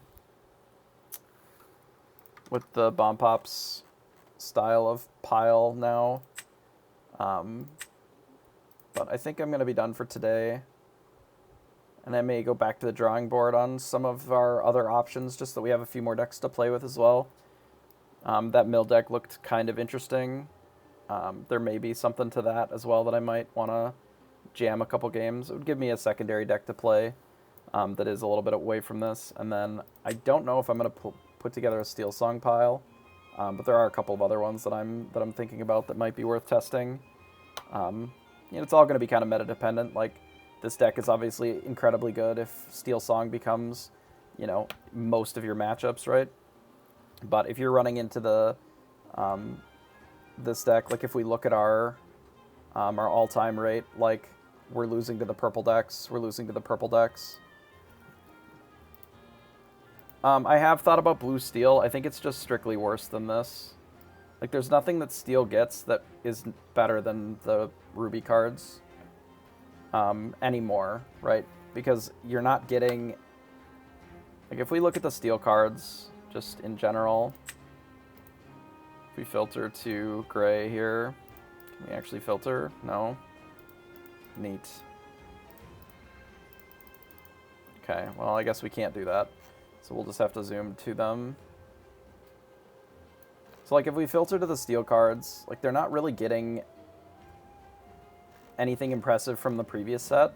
Like, Tinkerbell doesn't really do anything that Maui doesn't do, that Be Prepared doesn't do. Whole New World is just not where you want to be in a deck like this, in my opinion. You just don't need the draw from this. You can just draw it with all of your other cards. And then if we look towards the new set that Steel got, like, their best card is Beast, which draws cards, which is good. But I don't know if it's entirely necessary.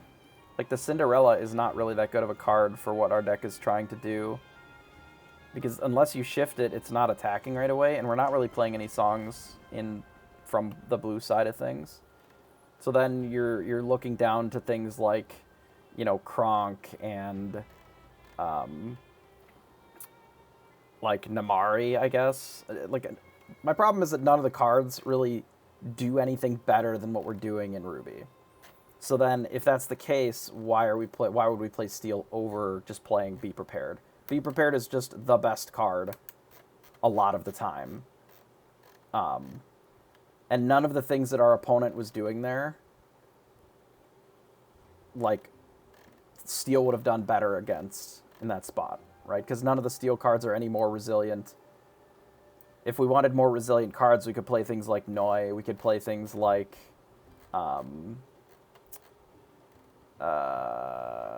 whatever, the other, like Cogsworth and things that have Ward.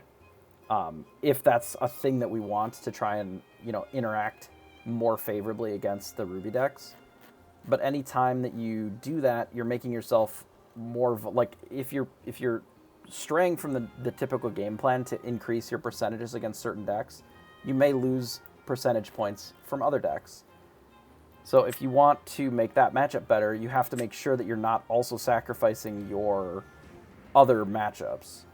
If we don't have Be Prepared, we're a lot worse against the Amber decks because we also don't have Scar either. So the removal that we have doesn't really line up super well against big fat things. That being said, there are ways of playing this deck that are probably a bit better against the Bounce House. Some of the ones that play a little bit more to the board rather than just going straight ramp into, like, your endgame stuff. Some of the versions that play like Gaston and more things towards the board, more Lady Tremaines. You clean up the board and then you keep up with them a little bit better. It clears things, but it also doesn't deal with any of their big cards either. It doesn't do anything to Cinderella at all. It doesn't clear the Surfer Stitch. Like, it doesn't really do much against Steel Song.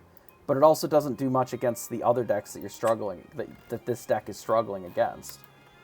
If they're out there bouncing their stuff over and over, like, it doesn't really help you to have swords, because most of the cards have 3 toughness. Goat has 3, the Mim has 3, the,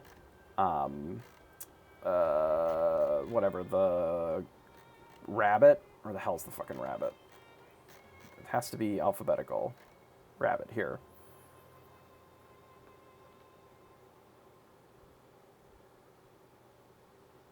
But the Whole New World draws them a new hand, is the problem. Most of what my cards are doing are ramping so that I have access to do more things per turn. It is not a matter of like, oh, I can get to some amount of ink and then I can cast mid-range cards. I'm getting to the end game and casting multiple endgame cards at a time. The only decks that we're losing to with this, you can look. I can literally show you. I've 90% win rate over 11 games against Steel. I've just been destroying the green-gray deck, which is the mill or the aggro. The only decks that I'm struggling against are the purple decks. That's it. And I don't think that there's anything in Steel that are going to improve the purple matchup. So if you're already favored against the metagame outside of the purple decks, why would you want to switch the colors? A different deck might not struggle against purple, but it may just never be able to beat what we're playing. Looking at blue-gray, we have a 100% win rate over 3 games. Not a huge sample size, but I never struggled against those decks because what they're doing is just fundamentally not as good. You know that Tamatoa gets items back and then also can quest for a shitload. And what is Steel going to do against a 5/8? Like, what can they reasonably do against Tamatoa? Oh my god, now we're filtered? Come on. Killing me here. Like, what is Steel doing against this card? If I play this down against them, what cards do they have that can answer this? They have blue cards, if they're playing blue Steel. They have, like, the Hades and the Let It Goes and whatever. But there is not really a clean Steel response to something like Tamatoa. And then, if you let me untap with this, it's just going to quest for 8, or whatever. Because there's so many items in the deck, and then it gets them back, and it buries them very quickly. Same with Bell, though I don't know how good Bell necessarily is. I don't know if there's any stickier threats that we can be playing. There might be, but this is where I'm at with the deck right now. I probably want to go back to the 61 cards and increase the Moiresis again. A, because it gives us a little bit more cards, and B, because like I just want this effect all the time, and having multiple copies in some of the matchups is valuable to just draw more things. But yeah, I think the metagame is going to shape up to be some aggro decks that the Steel decks sort of bully. These purple Ruby or purple X, purple green sort of bounce, Merlin and the Mim pile of stuff. Leverages the Maleficent and the Sorcerer Book, and it's a deck that has a lot of reach. It's hard to slow it down and stop it, similar to kind of how Kuzco was previously, where you get a bunch of lore and then you drop a Kuzco. Well, they have to answer every Kuzco forever, and there's only a finite number of things that you can do about it. So it's possible that there's a different shell for this that is better against an even wider part of the metagame. That is better in the mirror, or the theoretical mirrors. But playing a deck like this, whether it's this one or a different flavor, you should be pretty favored up against the red-blue deck. Because the answers and the threats that you have, it's just really hard for the red-blue to work around all of them. And you kind of have to go wide a little bit to deal with their removal suite, like the Tremaines, bouncing Tremaine, ends up being really good against you. And then they also still have the Be Prepareds and the ways of just cleaning up the rest of the board. So it's an interesting metagame, because Steel Song will always be present.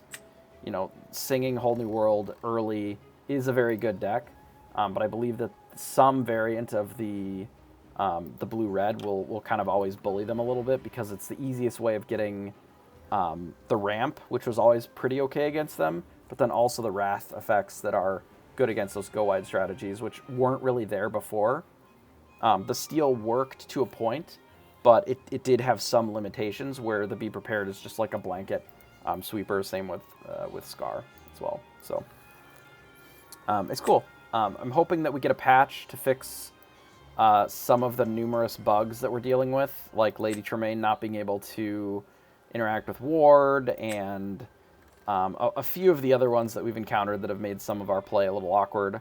We lost a few games because our Lady Tremaine just couldn't kill their Ward thing. It was the only thing on the board, and they just can't target it themselves.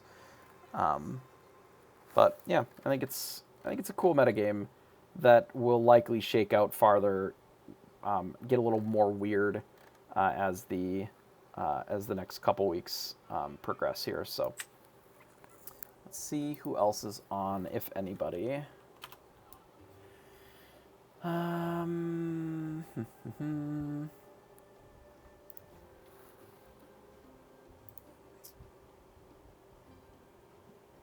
Sure. Let's send you to the Lucky Loafer.